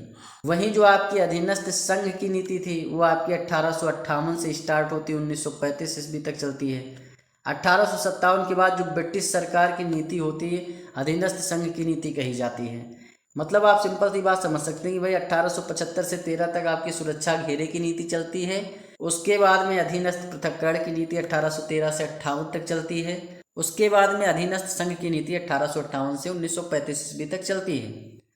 1857 के बाद जो ब्रिटिश सरकार थी उसकी नीति क्या कही जाती है? अधीनस्थ संघ की नीति कही जाती है। देखिए इस नीति में हुआ क्या कि जो सरकार थी, मतलब जो ब्रिटिश गवर्नमेंट थी, वो रियासत जो होती थी, देसी रियासत जो होते थे, उन्हें अलग करने के बजाय ब्रिटिश शासन के नज़दीक ले आए। कोई ना कोई योजना बना करके, किसी न किसी तरीके से पेंशन बांध करके, कुछ करके, तो जितने भी आपके देसी रियासत थे उन्हें ब्रिटिश शासन के नज़दीक लाने की योजना को अधीनस्थ संघ की नीति कहा जाता है। वहीं 1858 के बाद भारत का शासन कंपनी के हाथों से सीधा ब्रिटिश ताज के पास चला गया था, चीज़ तो आपको पता ही है।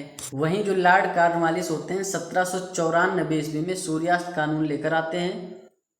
इसके अंतर्गत होता यह है कि अगर आप सूर्यास्त होने तक सरकार को लगान नहीं देते हैं तो आपकी जमींदारी को नीलाम कर दिया जाएगा, मतलब जमींदारी आपसे छीन ली जाएगी। तो 1794 में कॉर्नवालिस के द्वारा जो है सूर्यास्त कानून लाया जाता है। 30 नंबर क्वेश्चन आप देखेंगे, निम्नलिखित युग्मों में से कौन सा सही सुमेलित है ये आपको बताना है। देखिए पहला क्या है, घेरे की नीति 1775 से 1813, सही बात है, पूरा एकदम करेक्ट है।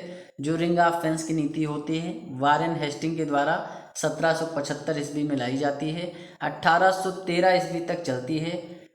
इसे रिंग फेंस की नीति, सुरक्षा घेरे की नीति भी कहा जाता है और घेरे की नीति भी कहते हैं। तो पहला कथन पूरी तरीके से सत्य है। वहीं अधीनस्थ पृथक्करण की नीति जो होती है 1813 ईस्वी में लाया जाता है इसे, 1858 ईस्वी तक ये चलता रहता है। तो दूसरा कथन भी सही है। वहीं तीसरा कथन है अधीनस्थ संघ की नीति 1858 से 1935 ईस्वी, ये भी आपका सही है। तो तीनों कथन आपके सही है, डी राइट आंसर हो जाएगा। 31 नंबर क्वेश्चन आप देखेंगे कि निम्नलिखित में से किस गवर्नर जनरल के द्वारा सूर्यास्त कानून लागू किया गया था।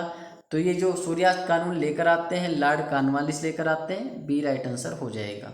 देखिए अगला क्वेश्चन करें उससे पहले लॉर्ड लिटन के बारे में थोड़ी जानकारी आप जान लीजिए। देखिए जो लॉर्ड लिटन होते हैं वायसराय होते हैं 1876 से 80 तक के टाइम पीरियड में, मतलब 4 साल के लिए, मतलब 1876 में वायसराय बनते हैं और 1880 में इनका वायसराय का पद समाप्त होता है।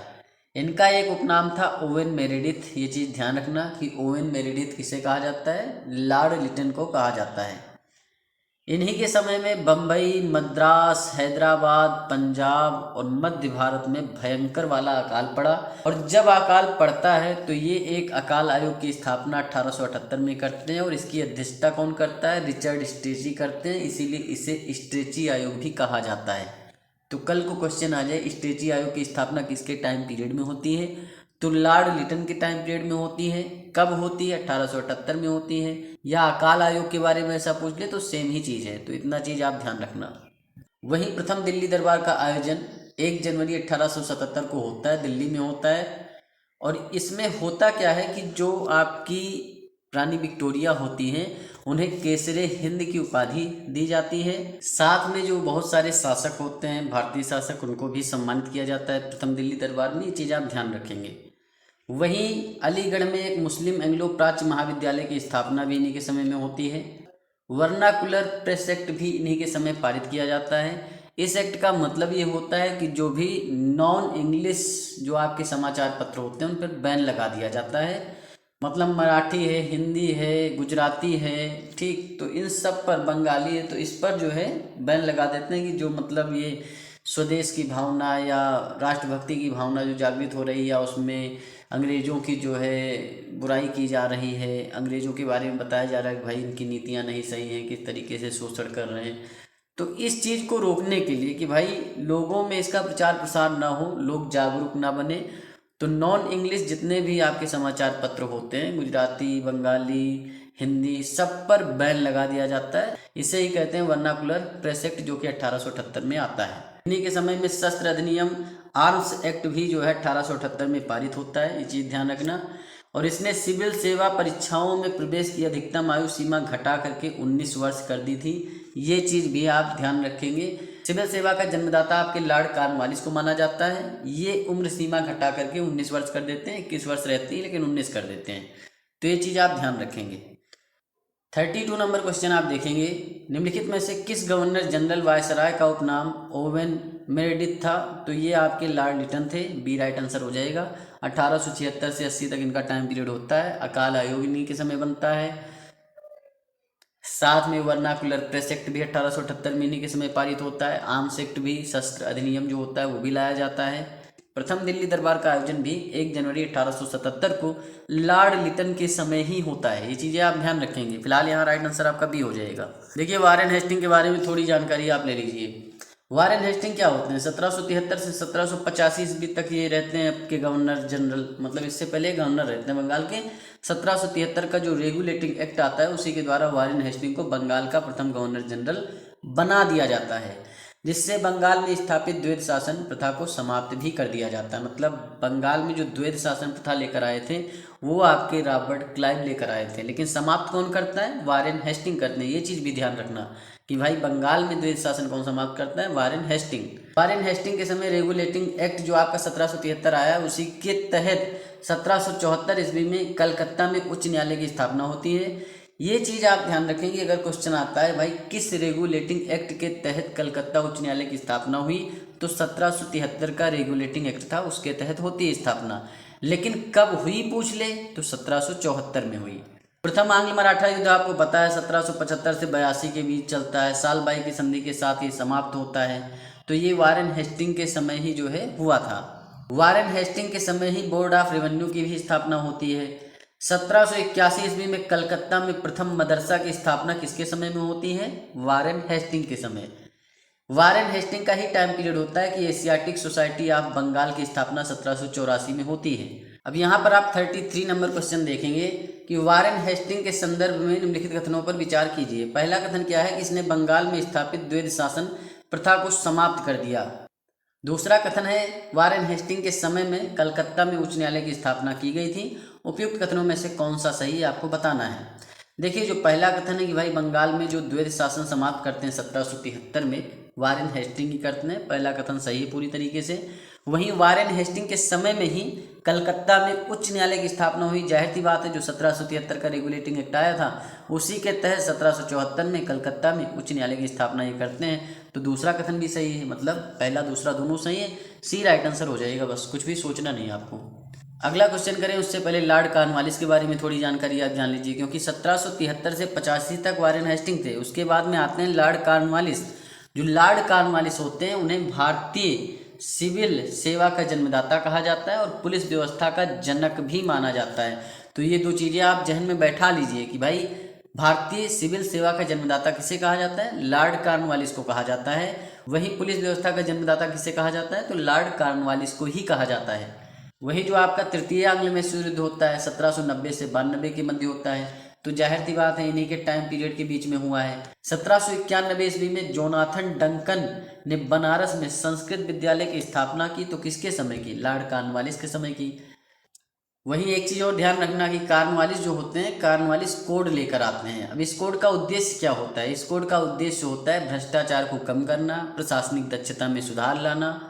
और ये जो कोड लागू होता है राजस्व, न्यायिक और वाणिज्यिक 3 शाखाओं में से विभाजित किया जाता है। ये चीज़ आप ध्यान रखेंगे। भाई कॉर्नवालिस कोड कब आया? 1793 में आया। इसका उद्देश्य क्या था? राजस्व, न्यायिक और वाणिज्यिक इसका उद्देश्य था। इसी के तहत जो है निजी व्यापार पर प्रतिबंध लगा दिया गया। जिला स्तर पर सिविल और आपराधिक न्यायालय स्थापित करने की योजना बनाई गई।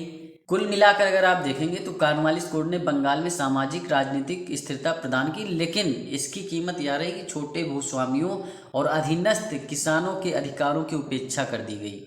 भारतीयों को प्रशासन में वंचित जिम्मेदारी से दूर रखा गया। मतलब लाए अच्छे के लिए थे लेकिन हुआ नहीं उतना अच्छा। वहीं बंगाल में स्थायी बंदोबस्त प्रणाली 1793 में लागू करते हैं। इस व्यवस्था में होता क्या है कि जो जमींदार होते हैं उन्हें जो है भूमि का स्थायी मालिक मान लिया जाता है। जमींदारों को जो है भूमि का स्थायी स्वामी मान लिया गया, तो जमींदार जो होते थे भूमि को बेच भी सकते थे, खरीद भी सकते थे या फिर अदला बदली भी कर सकते थे। ये अधिकार भी उन्हें मिल गया। जब जमींदार मालिक हो गए भूमि के, तो किसानों की जो दशा होती है बहुत दयनीय हो जाती है। मतलब किसान क्या होते हैं, जमींदार के अधीन उन्हें काम करना पड़ता है, जिससे उनकी स्थिति बहुत ही कमज़ोर हो गई और जमींदारों का बहुत तेजी से उत्थान होने लगा। वो शक्तिशाली भी बन गए, धनी भी बन गए। 1805 ईस्वी में गाजीपुर में कॉर्नवालिस की मृत्यु हो जाती है। तो गाजीपुर में ही कॉर्नवालिस का मकबरा भी है, जाकर के आप लोग देख सकते हैं, कॉर्नवालिस से मिल सकते हैं। गाजीपुर में इनका मकबरा बना है और जिसे लाट साहब का मकबरा भी कहा जाता है। तो लाट साहब भी कल को आ जाए। भाई लाट साहब का मकबरा कहाँ है? तो गाजीपुर में है। देखिए 1793 से 1798 ईस्वी तक बंगाल के जो गवर्नर जनरल बनते हैं वो आपके सर जॉन शोर बनते हैं। उसके बाद में आपके लॉर्ड वेलेजली आते हैं 1798 से 1805। तो 1798 में लॉर्ड वेलेजली जो होते हैं वो सहायक संधि लेकर आते हैं। सहायक संधि के अगर बैक में जाएंगे तो डुप्ले ने जो है इसका इजाद किया था और उसी को ये लोग अपना लेते हैं और 1798 में सबसे पहले हैदराबाद को सहायक संधि के तहत अपने अंग्रेजी साम्राज्य में मिला लिया जाता है।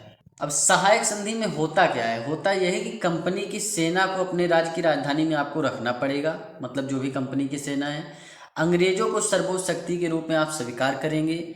सैनिकों के रख रखाव के लिए कंपनी को धन देंगे आप और क्षेत्र भी देंगे। साथ में जो भी विदेशी मामले होंगे वो जो है अंग्रेज देखेंगे, उसमें राजा हस्तक्षेप नहीं कर सकता है। और इसी तरीके से सभी राजाओं से सहायक संधि स्वीकार करवाते चले गए और जब सभी ने स्वीकार कर लिया तो जाहिर सी बात है कोई एक दूसरे के ऊपर आक्रमण करता ही नहीं था। चतुर्थ आंग्ल मैसूर युद्ध आपका 1799 में होता है। आपको पता है उसमें टीपू सुल्तान की मृत्यु हो जाती है। वहीं द्वितीय आंग्ल मराठा युद्ध आपका 1803 से 1805 तक चलता है। इसमें देवगांव की संधि होती है, सुरजिन अर्जन गांव की संधि होती है और साथ में आपके होलकरों के साथ में राजपुर घाट की संधि होती है, पता ही आपको। बेसिन की संधि 1802 ईस्वी में होती है, ये भी आपको पता है। प्रथम आंग्ल मराठा युद्ध जो होता है उसमें आपका बेसिन की संधि होती है। 34 नंबर क्वेश्चन आप देखेंगे कि भारतीय सिविल सेवा का जनक किस गवर्नर जनरल को कहा जाता है। अभी मैंने बताया भारतीय सिविल सेवा का जनक हो या पुलिस व्यवस्था का जनक हो, लॉर्ड कॉर्नवालिस को कहा जाता है। ए राइट आंसर हो जाएगा। स्थायी बंदोबस्त भी आपके लॉर्ड कॉर्नवालिस लेकर आते हैं, ये चीज़ भी आप ध्यान रखेंगे। वही लॉर्ड वेलेस्ली का टाइम पीरियड आपको पता है 1798 से 1805 ईस्वी तक रहता है। सहायक संधि लेकर आते हैं जिसमें हैदराबाद सबसे पहले मिला लिया जाता है। देखिए अगला क्वेश्चन करें उससे पहले लॉर्ड कर्जन के बारे में थोड़ी सी जानकारी आप लोग जान लीजिए बस। लॉर्ड कर्जन का जो टाइम पीरियड होता है 1899 से 1905 ईस्वी तक रहता है, मतलब 1899 में वायसराय बनते हैं और 1905 तक रहते हैं। अब यहाँ पर आप देख सकते हैं कि 1899 से 1990 नहीं होगा, 1900 होगा, ये चीज़ आप ध्यान रखना, ठीक, 1900 होगा। इस काल में जो सूखा व अकाल पड़ता है उसके विश्लेषण के लिए सर एंटनी मैकडोनल्ड की अध्यक्षता में एक अकाल आयोग की स्थापना करते हैं। वहाँ जो आपके 1878 में एक आयोग की स्थापना हुई थी अकाल आयोग की, वो आपके लॉर्ड लिटन के समय हुई थी और उसमें जो अध्यक्ष बनाया गया था स्ट्रेची को बनाया गया था, तो स्ट्रेची आयोग कहा जाता है। यहाँ पर जो अकाल आयोग की स्थापना हुई लॉर्ड कर्जन के समय, इसमें सर एंटनी मैकडोनल्ड ने अध्यक्षता की थी, ये चीज़ ध्यान रखना। साथ में एक चीज़ और ध्यान रखना, 1902 ईस्वी में सर एंड्रू फेजर की अध्यक्षता में एक पुलिस आयोग की भी स्थापना की जाती है। शैक्षिक सुधारों के लिए 1902 ईस्वी में सर टॉमस रेली की अध्यक्षता में एक विश्वविद्यालय आयोग का गठन किया गया जो 1904 में पारित होता है। ये दोनों एक ही में है, ये दोनों भी आपके एक में है, ये चीज़ आप ध्यान रखेंगे कि जो 1902 में सर टॉमस रेली की अध्यक्षता में एक विश्वविद्यालय आयोग की स्थापना होती है। कल को क्वेश्चन आ जाए कि विश्वविद्यालय आयोग की स्थापना कब हुई, तो 1902 में हुई। किसकी अध्यक्षता में हुई? सर टॉमस रेली की अध्यक्षता में हुई। किसके काल में हुई? लॉर्ड कर्जन के काल में हुई। विश्वविद्यालय आयोग प्रस्ताव जो पारित किया गया 1904 में पारित किया गया। 1901 में सिंचाई आयोग की स्थापना भी लॉर्ड कर्जन के समय होती है और इसकी अध्यक्षता करते हैं सर कॉलिन स्कॉट मॉनक्रिफ, ये भी ध्यान रखना। भारतीय रेलवे के विकास के क्षेत्र में सर्वाधिक रेलवे लाइनों का जो निर्माण करवाया है लॉर्ड कर्जन ने ही करवाया है। फिलहाल जो आपके रेलवे का जनक माना जाता है लॉर्ड डलहौजी को माना जाता है, क्योंकि रेलवे का जो उद्घाटन हुआ था मुंबई से पुणे तक चली थी ट्रेन, तो वो आपका लॉर्ड डलहौजी के समय चला था। लेकिन जो भारतीय रेलवे है उसमें सर्वाधिक लाइनों का जो निर्माण हुआ है वो आपके लॉर्ड कर्जन के समय हुआ है। 35 नंबर क्वेश्चन आप देखेंगे कि लॉर्ड वेलेस्ली के संदर्भ में निम्नलिखित कथनों पर विचार कीजिए। पहला कथन है, इन्हीं के कार्यकाल में एंड्रू फेजर की अध्यक्षता में एक पुलिस आयोग की स्थापना की गई थी। दूसरा कथन है कि प्राचीन स्मारक संरक्षण अधिनियम इन्हीं के कार्यकाल में पारित किया गया। उपयुक्त कथनों में से कौन सा सही आपको बताना है। देखिए जो लॉर्ड वेलेस्ली का टाइम पीरियड है 1798 से 1805 ईस्वी तक है। इनके समय में होता क्या है कि भाई चतुर्थांग मैसूर युद्ध होता है, द्वितीय आंग्ल मराठा युद्ध होता है और ये सहायक संधि भी लेकर आते हैं जिसके तहत हैदराबाद सबसे पहले जो है अंग्रेजी साम्राज्य में सम्मिलित हो जाता है।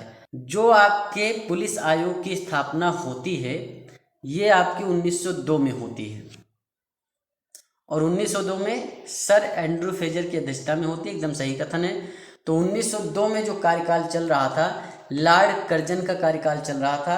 लॉर्ड कर्जन का कार्यकाल आपको पता है 1899 से 1905 ईस्वी तक है।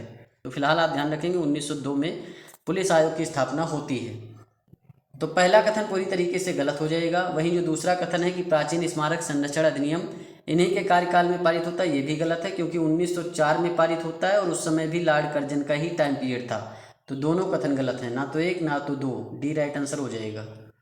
अगला क्वेश्चन करें उससे पहले लॉर्ड एम हर्स्ट के बारे में आप लोग जान लीजिए। 1823 से 1828 तक इनका कार्यकाल रहता है 5 साल का और 1824 से 26 में प्रथम आंग्ल बर्मा युद्ध होता है, ये चीज़ आप ध्यान रखेंगे।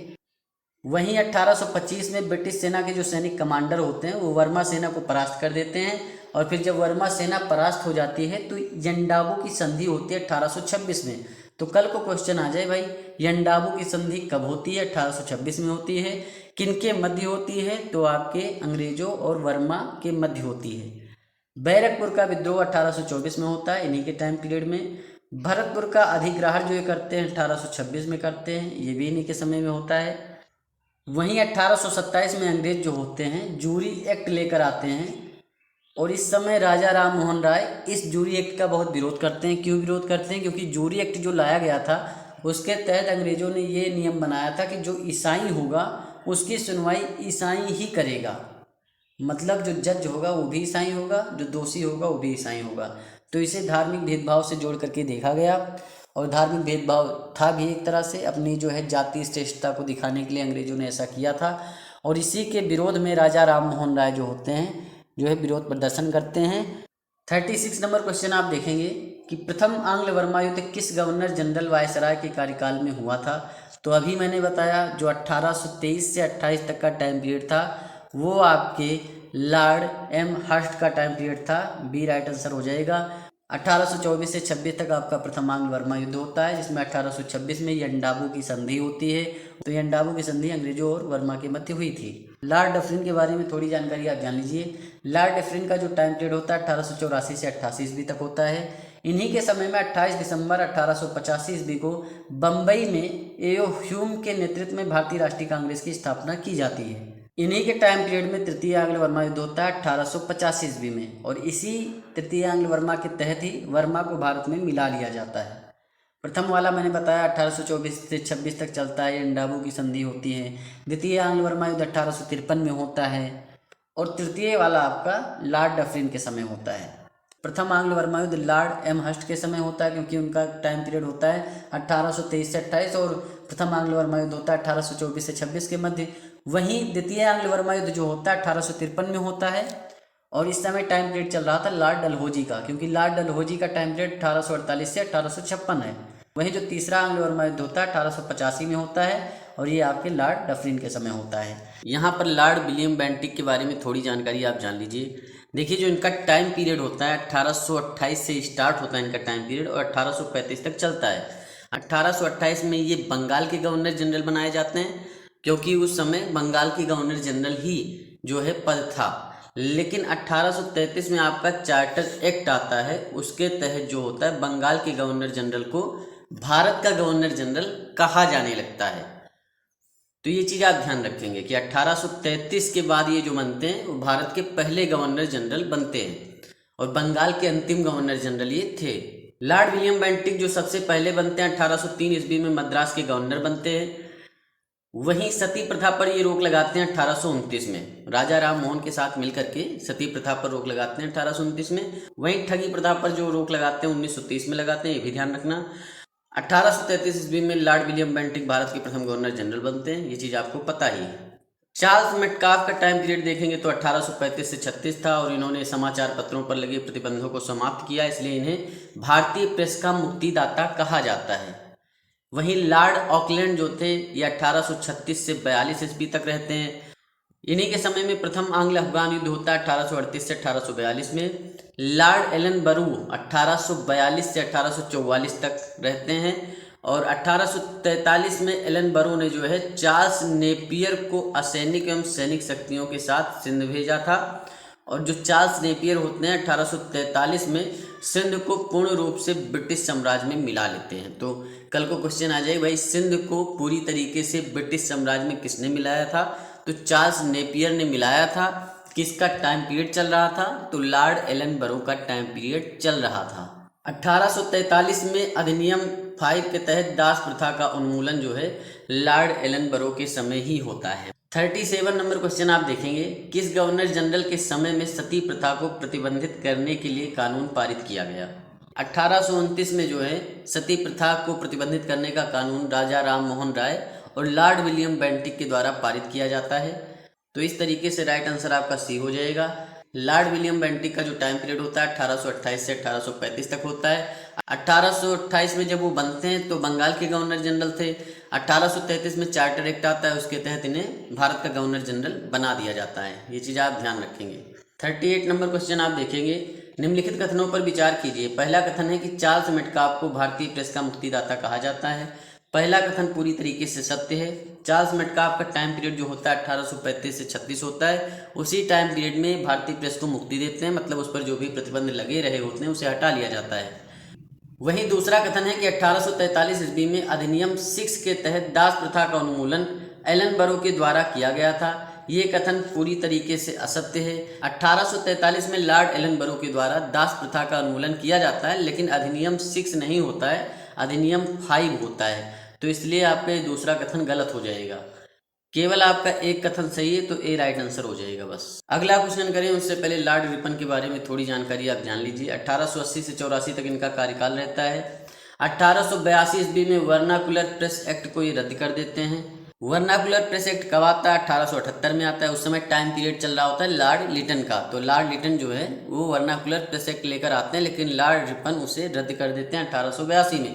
ये दोनों क्वेश्चन आपके ऑलरेडी बने हुए हैं कि भाई वर्नाकुलर प्रेस एक्ट कब पारित होता है, तो 1878 में। कब उसे रद्द किया जाता है, तो 1882 में। किसके समय में पारित होता है, तो लॉर्ड लिटन के समय पारित होता है। किसके समय में इसे रद्द किया जाता है, तो लॉर्ड रिपन के समय रद्द किया जाता है।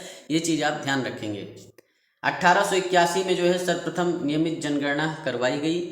1881 में प्रथम कारखाना अधिनियम पारित होता है, ये चीज़ आप ध्यान रखेंगे।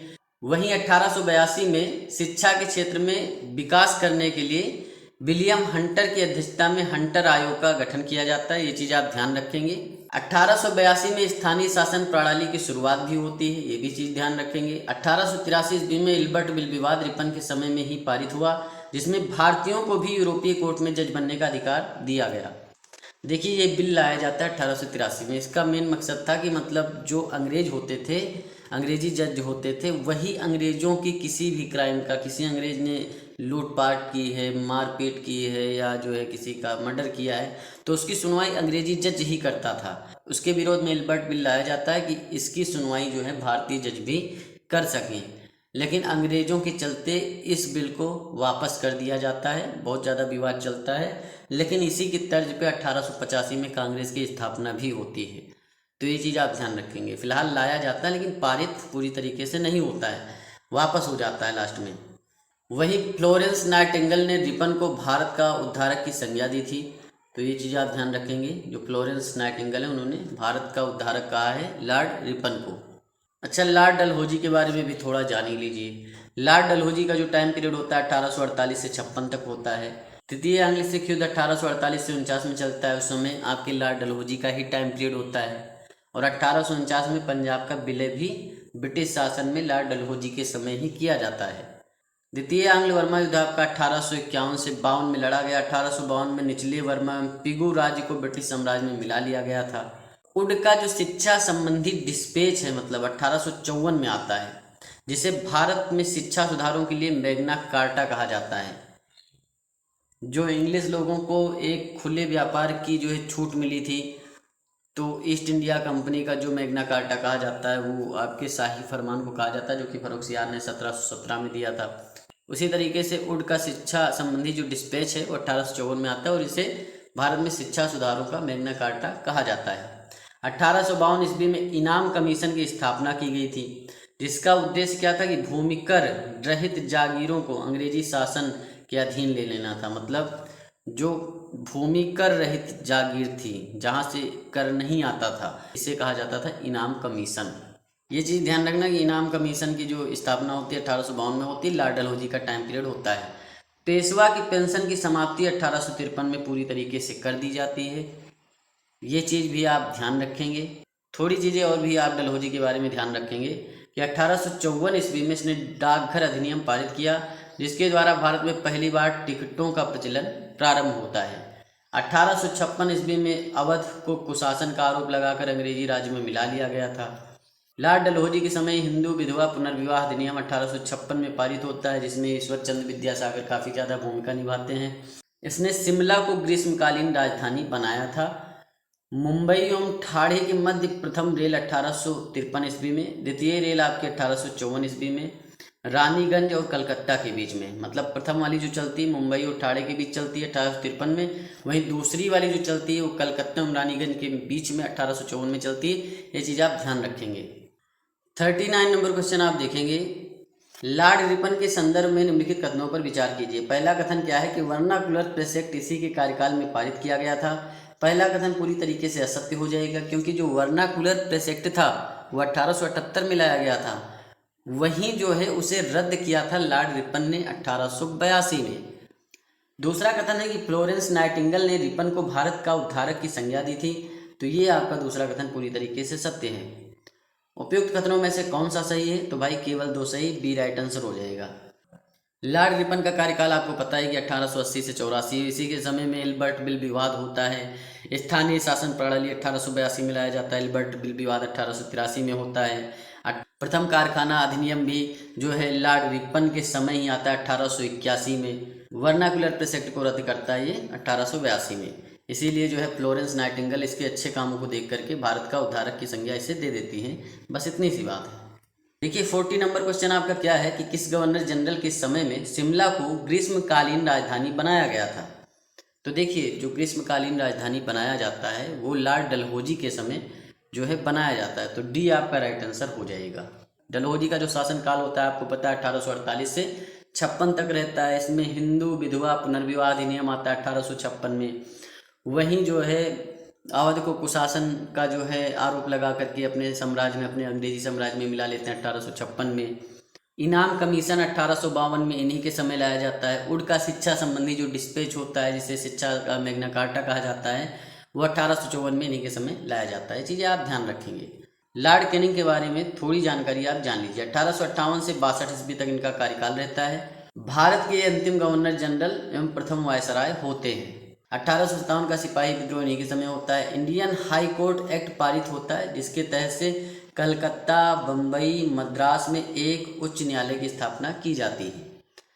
कैनिंग ने लंदन विश्वविद्यालय की तर्ज पर 1857 में कलकत्ता, मद्रास और बम्बई विश्वविद्यालय की स्थापना की थी। 1861 में ही भारतीय परिषद अधिनियम पारित होता है और पुलिस विभाग का गठन भी होता है। ये चीज़ आप ध्यान रखेंगे। देखिए 41 नंबर क्वेश्चन आपका क्या है कि लॉर्ड कैनिंग के संदर्भ में निम्नलिखित में से कौन सा कथन सत्य नहीं है, आपको बताना है। पहला कथन है कि यह भारत का अंतिम गवर्नर जनरल था एवं प्रथम वायसराय था। पहला कथन पूरी तरीके से सत्य हो जाता है क्योंकि जो भारत का गवर्नर जनरल था वो अंतिम रूप से लॉर्ड कैनिंग को ही माना जाता है। 1857 का विद्रोह होता है। 1858 में इन्हें वायसराय की पदवी दे दी जाती है। तो भारत के अंतिम governor general Lord Canning, Bharat का प्रथम वायसराय लॉर्ड कैनिंग। इसके समय में ही कलकत्ता, बम्बई, मद्रास में एक एक उच्च न्यायालय की स्थापना हुई। 1857 में होता है। दूसरा कथन भी सही है आपका। इसके कार्यकाल में पंजाब में काश्तकारी अधिनियम पारित होता है, गलत हो जाएगा क्योंकि जो काश्तकारी अधिनियम पारित होता है वो आपका 1887 में पारित होता है और उस समय जो टाइम पीरियड चल रहा होता है लॉर्ड डफरिन का टाइम पीरियड था 1884 से 88। इसके कार्यकाल में पुलिस विभाग का गठन हुआ था। डी भी आपका सही। तो मतलब पूछा है कौन सा कथन सत्य नहीं है, तो सी आपका सत्य नहीं, तो सी ही राइट आंसर हो जाएगा। 42 नंबर क्वेश्चन आप देखेंगे। निम्नलिखित में से किस गवर्नर जनरल के समय पंजाब में कूका आंदोलन हुआ था। देखिए पंजाब में जो कूका आंदोलन होता है 1871 से 72 के टाइम पीरियड में होता है। यह आंदोलन मुख्य रूप से अंग्रेजों द्वारा गौ हत्या को बढ़ावा देने के विरोध में हुआ था। मतलब अंग्रेज क्या थे, गौ हत्या को बढ़ावा दे रहे थे। तो उसके विरोध में गुरु राम सिंह जो है कूका आंदोलन की शुरुआत करते हैं। अगर बात करें कि भाई जो ये कूका आंदोलन की स्थापना हुई थी, एक हिसाब से जो स्थापना की थी, तो गुरु राम सिंह ने 1857 में ही इसकी स्थापना कर दी थी। और इसका जो उद्देश्य होता है कि जो है सामाजिक धार्मिक सुधार के साथ साथ सिख धर्म में सुधार लाना। और फिर 1872 में जो है बहुत भयंकर वाली लड़ाई होती है। 15 जनवरी 1872 को कूकाओं और सरकारी अधिकारियों के बीच में मलेर कोटला नाम की एक जगह होती वहीं पर, और इसमें कई कूकाओं को सजा दी जाती है अंग्रेजों के द्वारा और इस आंदोलन को दबाया जाता है। फिलहाल जो आपका टाइम पीरियड चल रहा था लॉर्ड नॉर्थ ब्रुक का टाइम पीरियड चल रहा था क्योंकि इनका टाइम पीरियड था 1872 से 76। तो यहाँ पर आपका डी राइट आंसर हो जाएगा। और प्रिंस ऑफ वेल्स एडवर्ड तृतीय की भारत यात्रा जो होती है 1875 में इन्हीं के समय होती है। ये भी चीज़ आप ध्यान रखेंगे। 43 नंबर क्वेश्चन आप देखेंगे। पोलीगारों के विद्रोह के संदर्भ में निम्नलिखित कथनों पर विचार कीजिए। पहला कथन है पोलीगार विद्रोह को दक्षिण भारतीय विद्रोह की संज्ञा भी दी जाती है। वहीं दूसरा कथन है विद्रोह के दमन के पश्चात 1801 में कर्नाटक की संधि पर हस्ताक्षर किए गए जिससे अंग्रेजों ने वर्तमान तमिलनाडु के अधिकांश हिस्सों पर सीधा नियंत्रण स्थापित कर लिया। उपयुक्त कथनों में से कौन सा सही है आपको बताना है। देखिए जो आपका पहला कथन है ना कि भाई पोलीगार विद्रोह जो है वो दक्षिण भारतीय विद्रोह की संज्ञा दी जाती, एकदम सही बात है। देखिए जो पोलीगार होते हैं दक्षिण भारत में जमींदार का एक वर्ग था, कर वसूलता था, लेकिन कर वसूलते थे, बाद में अंग्रेज इनसे ज़्यादा डिमांड करते हैं भाई ज़्यादा कर हमें वसूल करके दो। तो राजस्व की वृद्धि के लिए जो होता है पोलीगारों के ऊपर नियंत्रण अंग्रेज करने लगते हैं। तो इसी में हो जाता है विद्रोह, दोनों के बीच में लड़ाई हो जाती है, यार कैसे तुम मतलब राजस्व वृद्धि कर दोगे तो हमें भी कुछ नहीं बचेगा, किसान इतना दे नहीं पाएगा। तो पहला कथन तो आपको पूरी तरीके से सत्य है भाई, पोलीगार विद्रोह को दक्षिण भारतीय विद्रोह की संज्ञा दी जाती है। वहीं जो दूसरा है कि भाई विद्रोह के दमन के पश्चात 1801 ईस्वी में कर्नाटक की संधि पर हस्ताक्षर किए गए, जिससे अंग्रेजों ने वर्तमान तमिलनाडु के अधिकांश हिस्सों पर सीधा नियंत्रण स्थापित कर लिया। देखिए जब पोलीगार विद्रोह का दमन कर लेते हैं अंग्रेज, तो 1801 में कर्नाटक की संधि पर जब हस्ताक्षर कर देते हैं तो अंग्रेज जो होते हैं तमिलनाडु के अधिकांश हिस्से पर नियंत्रण भी कर लेते हैं। दूसरा कथन भी सही है, एक और दो दोनों सही, सी राइट आंसर हो जाएगा। 44 नंबर क्वेश्चन आप देखेंगे, वेलुथम्पी विद्रोह के संदर्भ में निम्नलिखित कथनों पर विचार कीजिए। पहला कथन है कि 1805 में वेलेजली की सहायक संधि को स्वीकार न करने के कारण जो मैसूर के शासक होते हैं उन्हें हटा दिया जाता है। फिर 1808 से 9 में मैसूर के दीवान वेलुथम्पी ने ब्रिटिश सरकार के विरुद्ध विद्रोह कर दिया। पहला कथन पूरी तरीके से गलत हो जाएगा। देखिए सब कुछ सही लिखा है इसमें, लेकिन मामला क्या है ना कि 1805 ईस्वी में वेलेजली जो होते हैं वो त्रावणकोर के शासक को हटाते हैं, और फिर 1808 से 9 में वही त्रावणकोर के जो दीवान होते हैं वेलुथम्पी, वो जो है ब्रिटिश सरकार के खिलाफ विद्रोह करते हैं, ना कि मैसूर। क्योंकि आपको पता है जो वेलेजली होती है ना 1798 में लेकर आते हैं सहायक संधि, हैदराबाद फटाक से उसे अपना लेता है, ठीक है भाई कर दो कोई दिक्कत नहीं, क्योंकि निज़ाम ऑलरेडी जो है बहुत ज़्यादा कमज़ोर हो चुके थे। और फिर जो है ये आपका कथन पूरी तरीके से असत्य है। दूसरा है कि इस विद्रोह को 1857 के विद्रोह का पूर्वगामी भी कहा जाता है। दूसरा कथन पूरी तरीके से सत्य है। तो यहाँ पर आप देखिए पूछा क्या गया है कि उपयुक्त कथनों में से कौन सा सही नहीं है, तो सही नहीं है भाई, पहला सही नहीं है, ए राइट आंसर हो जाएगा बस।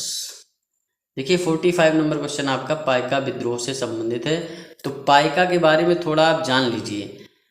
पाइका विद्रोह जो आपका होता है 1817 से 1825 ईस्वी तक चलता है, मतलब 1817 से स्टार्ट होता है और 1825 तक चलता रहता है। होता क्या है ना कि जो कंपनी होती है, खुर्दा के जो राजा होते हैं उनको जो है अवध्वस्त कर देते हैं, मतलब उन्हें हटा दिया जाता है। तो इस कारण से जो क्षेत्र का प्रशासन होता है कंपनी के अंतर्गत आ जाता है। फिर जो पाइका सैनिक होते हैं उन्हें भी हटा दिया जाता है। भाई पाइका सैनिक का जो आमदनी का सोर्स था वो सेना से ही था, मतलब सैनिक बनते थे तो उन्हें मिलता था खर्चा पानी, सैलरी वगैरह, लेकिन उन्हें भी हटा दिया जाता है। और साथ में ऐसा नहीं हटाया तो हटाया, साथ में कर तथा भू राजस्व में बहुत वृद्धि कर देते हैं अंग्रेज। उसी क्षेत्र में कृषकों पर भी जो है बहुत ज़्यादा दबाव पड़ने लगता है, और इससे क्या होता है सभी लोग बेरोजगारी के स्तर पे आ जाते हैं। कृषक और सैनिक एक साथ हो जाते हैं। और पाइक जो कहा जाता है वो उड़ीसा के जो पारंपरिक सैनिक होते थे उन्हें कहा जाता था, जो युद्ध काल में सैनिक तथा शांति काल में पुलिस का कार्य करते थे। मतलब युद्ध आ गया तो हम सैनिक का काम करेंगे, आर्मी वाला काम करेंगे, लेकिन अगर शांति का टाइम पीरियड है तो हम पुलिस की तरह काम करेंगे। तो अब यहाँ आप देखेंगे कि कंपनी द्वारा खुर्दा के राजा को अध्यस्त करने के कारण क्षेत्र का प्रशासन कंपनी के अंतर्गत आ गया, जिस कारण पाइकों को पदच्युत कर दिया गया। पहला कथन पूरी तरीके से सत्य है।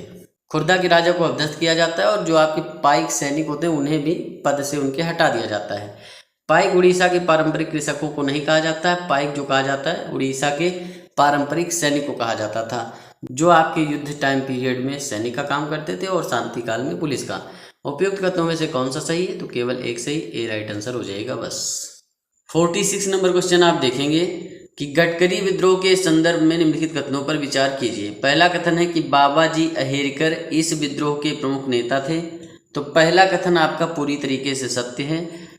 वहीं दूसरा कथन है कि 1844 ईस्वी में ये विद्रोह गडकरियों द्वारा किया गया, जो मराठा क्षेत्र के दुर्गों में सैनिकों के रूप में काम किया करते थे। तो दूसरा कथन भी आपका पूरी तरीके से सत्य है। अब बात कर लेते हैं हम गडकरी विद्रोह के ऊपर। देखिए जो गडकरी होते हैं ये मराठा क्षेत्र के वंशानुगत सैनिक होते हैं, मतलब वंशानुगत का मतलब उनके पिताजी भी सैनिक थे तो उनके बेटे भी सैनिक थे। और जब ये सैनिक हुआ करते थे मराठा क्षेत्र में तो इन्हें कर मुक्त जमीन मिलती थी कि उस पर जो है टैक्स नहीं देना पड़ता था। तो जब अंग्रेज आते हैं, मराठों का शासन एक हिसाब से ख़त्म होता है 1761 में, पानीपत की जो तीसरी लड़ाई होती है, तो मराठा साम्राज्य का पतन चालू हो जाता है। तो फिर अंग्रेज 1844 में जो गडकरी होते हैं उनसे ये ज़मीन छीन लेते हैं और इसीलिए विद्रोह होता है और 1844 में होता है, सही बात है। और ये मराठा क्षेत्र के दुर्गों में सैनिकों के रूप में काम करते थे, ये भी सही है। और बाबाजी अहिरकर इसके प्रमुख नेता थे, तो पहला कथन भी सही है। उपयुक्त कथनों में से कौन सा सही है भाई? दोनों सही है, सी राइट आंसर हो जाएगा बस। 47 नंबर क्वेश्चन आप देखेंगे कि पागलपंथी विद्रोह के संदर्भ में निम्नलिखित कथनों पर विचार कीजिए। पहला कथन है कि पागलपंथी विद्रोह की शुरुआत टीपू ने की थी। दूसरा कथन है 1825 में करम शाह के उत्तराधिकारी पुत्र टीपू ने जमींदारों के अत्याचार के खिलाफ विद्रोह किया था। उपयुक्त कथनों में से कौन सा सही है आपको बताना है। देखिए, जो पागलपंथी विद्रोह होता है 19वीं सदी के प्रारंभ में बंगाल में हुआ एक किसान विद्रोह था और इसमें जनजातियां भी शामिल थी। तो किसान और जनजातियां जो मिल करके अंग्रेजों के खिलाफ और जमींदारों के खिलाफ एक विद्रोह करती है, उसे पागलपंथी विद्रोह कहा जाता है। और इसका रीजन सिंपल सा था कि भाई जो जमींदार होते थे, अंग्रेज होते थे, किसानों से अत्यधिक कर वसूलते थे, शोषण करते थे, तो ये एक मुख्य कारण था। धार्मिक और सामाजिक समानता की मांग भी इस आंदोलन के तहत रखी गई थी। तो यहाँ जो है आपका पहला कथन पूरी तरीके से सत्य हो जाएगा, क्योंकि पागलपंथी विद्रोह की शुरुआत जो की थी वो टीपू ने ही की थी। वहीं दूसरा कथन आपका है कि 1825 ईस्वी में करम शाह के उत्तराधिकारी पुत्र टीपू ने जमींदारों के अत्याचार के खिलाफ विद्रोह किया था, तो दूसरा कथन भी पूरी तरीके से सत्य है। उपयुक्त कथनों में से कौन सा सही है? 1 और 2 दोनों सही, सी राइट आंसर हो जाएगा। 48 नंबर क्वेश्चन आप देखेंगे, वहाबी विद्रोह के संदर्भ में निम्नलिखित कथनों पर विचार कीजिए। पहला कथन है कि इस आंदोलन के प्रवर्तक रायबरेली की सैयद अहमद बरेलवी थे, जो कि अरब के अब्दुल वहाब और दिल्ली के संत शाह वलीउल्लाह की शिक्षाओं से प्रभावित थे। वहीं दूसरा कथन है कि इस आंदोलन का उद्देश्य दारुल हर्ब को दारुल इस्लाम में परिवर्तित करना था। उपयुक्त कथनों में से कौन सा सही है ये आपको बताना है। देखिए, जो वहाबी आंदोलन था वो आपका सैयद अहमद बरेलवी के द्वारा ही स्टार्ट किया था, और सैयद अहमद बरेलवी जो थे ये अरब के अब्दुल वहाब और दिल्ली के संत वलीउल्लाह से काफ़ी ज़्यादा प्रभावित थे, उनकी शिक्षाओं से। ये जो है भारत को दारुल हर्ब से दारुल इस्लाम में कन्वर्ट करना चाहते थे। मतलब एक हिसाब से आप समझ सकते हैं कि जो गैर मुस्लिमों का देश है उसे मुस्लिम देश में कन्वर्ट करना। मतलब कहने का है कि भाई पंजाब से सिखों को ख़त्म करके वहाँ मुसलमान सबको बना दिया जाएगा, और जो है अंग्रेज़ों को भी ख़त्म कर दिया जाएगा और हर जगह मुसलमान ही रहेंगे। इस तरीके का सिस्टम इनका था। तो यहाँ पर आपके फिलहाल दोनों कथन सही हैं, सी राइट आंसर हो जाएगा। 49 नंबर क्वेश्चन आप देखेंगे, कोका विद्रोह के संदर्भ में निम्नलिखित कथनों पर विचार कीजिए। पहला कथन है, पश्चिमी पंजाब में कोका विद्रोह की शुरुआत लगभग 1860 ईस्वी में भगत जवाहर मल द्वारा की गई थी। दूसरा कथन है, भगत जवाहर मल को जो है सियान साहब के नाम से भी जाना जाता है। उपयुक्त कथनों में से कौन सा सही है आपको बताना है। देखिए, अगर कोका विद्रोह की बात करें तो 1860 से 1870 के बीच में कोका विद्रोह आपका होता है। पश्चिमी पंजाब जो होता है, ये पश्चिमी पंजाब कोका विद्रोह का एक शुरुआती पॉइंट होता है जहां से कोका विद्रोह स्टार्ट होता है। लेकिन जो आपका ये शुरुआत होता है पश्चिमी पंजाब से 1860 में नहीं शुरुआत होता है, इसकी शुरुआत लगभग 1840 में ही हो जाती है। तो ये आपका पहला कथन पूरी तरीके से असत्य हो जाएगा, क्योंकि पश्चिमी पंजाब से जो कोका विद्रोह स्टार्ट होता है 1840 से ही शुरू हो जाता है, लेकिन जो 1860 से 70 के बीच का टाइम पीरियड होता है उसमें कोका विद्रोह अपने पीक पे होता है। पश्चिमी पंजाब में जो आपके कोका विद्रोह की शुरुआत की थी वो भगत जवाहर मल ने की थी, तो यहाँ 1840 होता तो सही होता, इसलिए गलत हो जाएगा। वहीं दूसरा कथन है कि भगत जवाहर मल को जो है सियान साहिब के नाम से जाना जाता है, तो दूसरा कथन पूरी तरीके से सत्य है। देखिए, अगर यहाँ पर पूछता कि कौन सा कथन सही है तो केवल 2 लगाते आप, बी हो जाता राइट आंसर। लेकिन उसने पूछा है कौन सा कथन सही नहीं है, तो भाई केवल एक सही नहीं, मतलब ए राइट आंसर हो जाएगा। जो आपके सियान साहिब होते हैं यानी भगत जवाहर मल होते हैं, वो अपने शिष्य बालक सिंह के साथ मिल करके अनुयायियों का एक दल गठित करते हैं, जिसका मुख्यालय जो होता है हजारा होता है। इसी हजारा में से एक होते हैं राम सिंह कोका, जिन्हें 1872 में अंग्रेज जो होते हैं रंगून भेज देते हैं और वहाँ उन्हें जेल में डाल दिया जाता है। तो ये चीज़ भी आप ध्यान रखना। तो यहाँ फिलहाल राइट आंसर ए हो जाएगा। देखिए, 50 नंबर क्वेश्चन आप करेंगे, संथाल विद्रोह के संदर्भ में निम्नलिखित कथनों पर विचार कीजिए। पहला कथन है, भागलपुर से राजमहल के बीच का संथाल बहुल क्षेत्र दस्ते लूट के नाम से जाना जाता था। दूसरा कथन है, संथाल विद्रोह आर्थिक कारणों से बिहार और उड़ीसा के वीरभूमि, सिंहभूमि, बांकुड़ा, मुंगेर, हजारीबाग, भागलपुर के जिले में हुआ था। उपयुक्त कथनों में से कौन सा सही आपको बताना है। देखिए यहाँ जो पहला कथन है आपका कि भागलपुर से राजमहल के बीच का जो संथाल बहुल क्षेत्र था उसे दस्ते लूट नहीं कहा जाता था, उसे कहा जाता था दामने कोह। तो पहला कथन पूरी तरीके से गलत हो जाएगा, दस्ते लूट नहीं दामने कोह कहा जाता था। दूसरा कथन है कि संथाल विद्रोह आर्थिक कारणों से बिहार उड़ीसा के वीरभूमि, सिंहभूमि, बांकुड़ा, मुंगेर, हजारीबाग, भागलपुर के जिले में हुआ था। तो दूसरा कथन पूरी तरीके से सत्य है, तो आपका बी राइट आंसर हो जाएगा, केवल 2 सही है। देखिए संथाल विद्रोह के बारे में थोड़ी चीजें जान लीजिए। संथाल विद्रोह जो होता है ना, ब्रिटिश शासन काल में जमींदार जो होते हैं और जो साहूकार होते हैं उनके द्वारा जो अत्याचार किया जाता है ना उसके खिलाफ था, मतलब संथालों पर जो अत्याचार हो रहा था। अगर आदिवासी विद्रोहों में देखें ना तो संथाल विद्रोह सबसे सशक्त विद्रोह माना जाता है, मतलब सबसे ज़्यादा पावरफुल। अब ये तो बात पता ही आपको चल गई, भागलपुर से राजमहल के बीच का जो संथाल बहुल क्षेत्र था उसे दामने को कहा जाता था।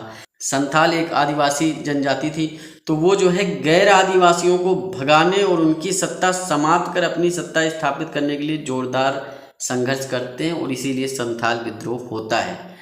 विद्रोह में जो नेतृत्व कर रहे थे संथाल विद्रोह का वो आपके सिद्धू और कान्हू थे।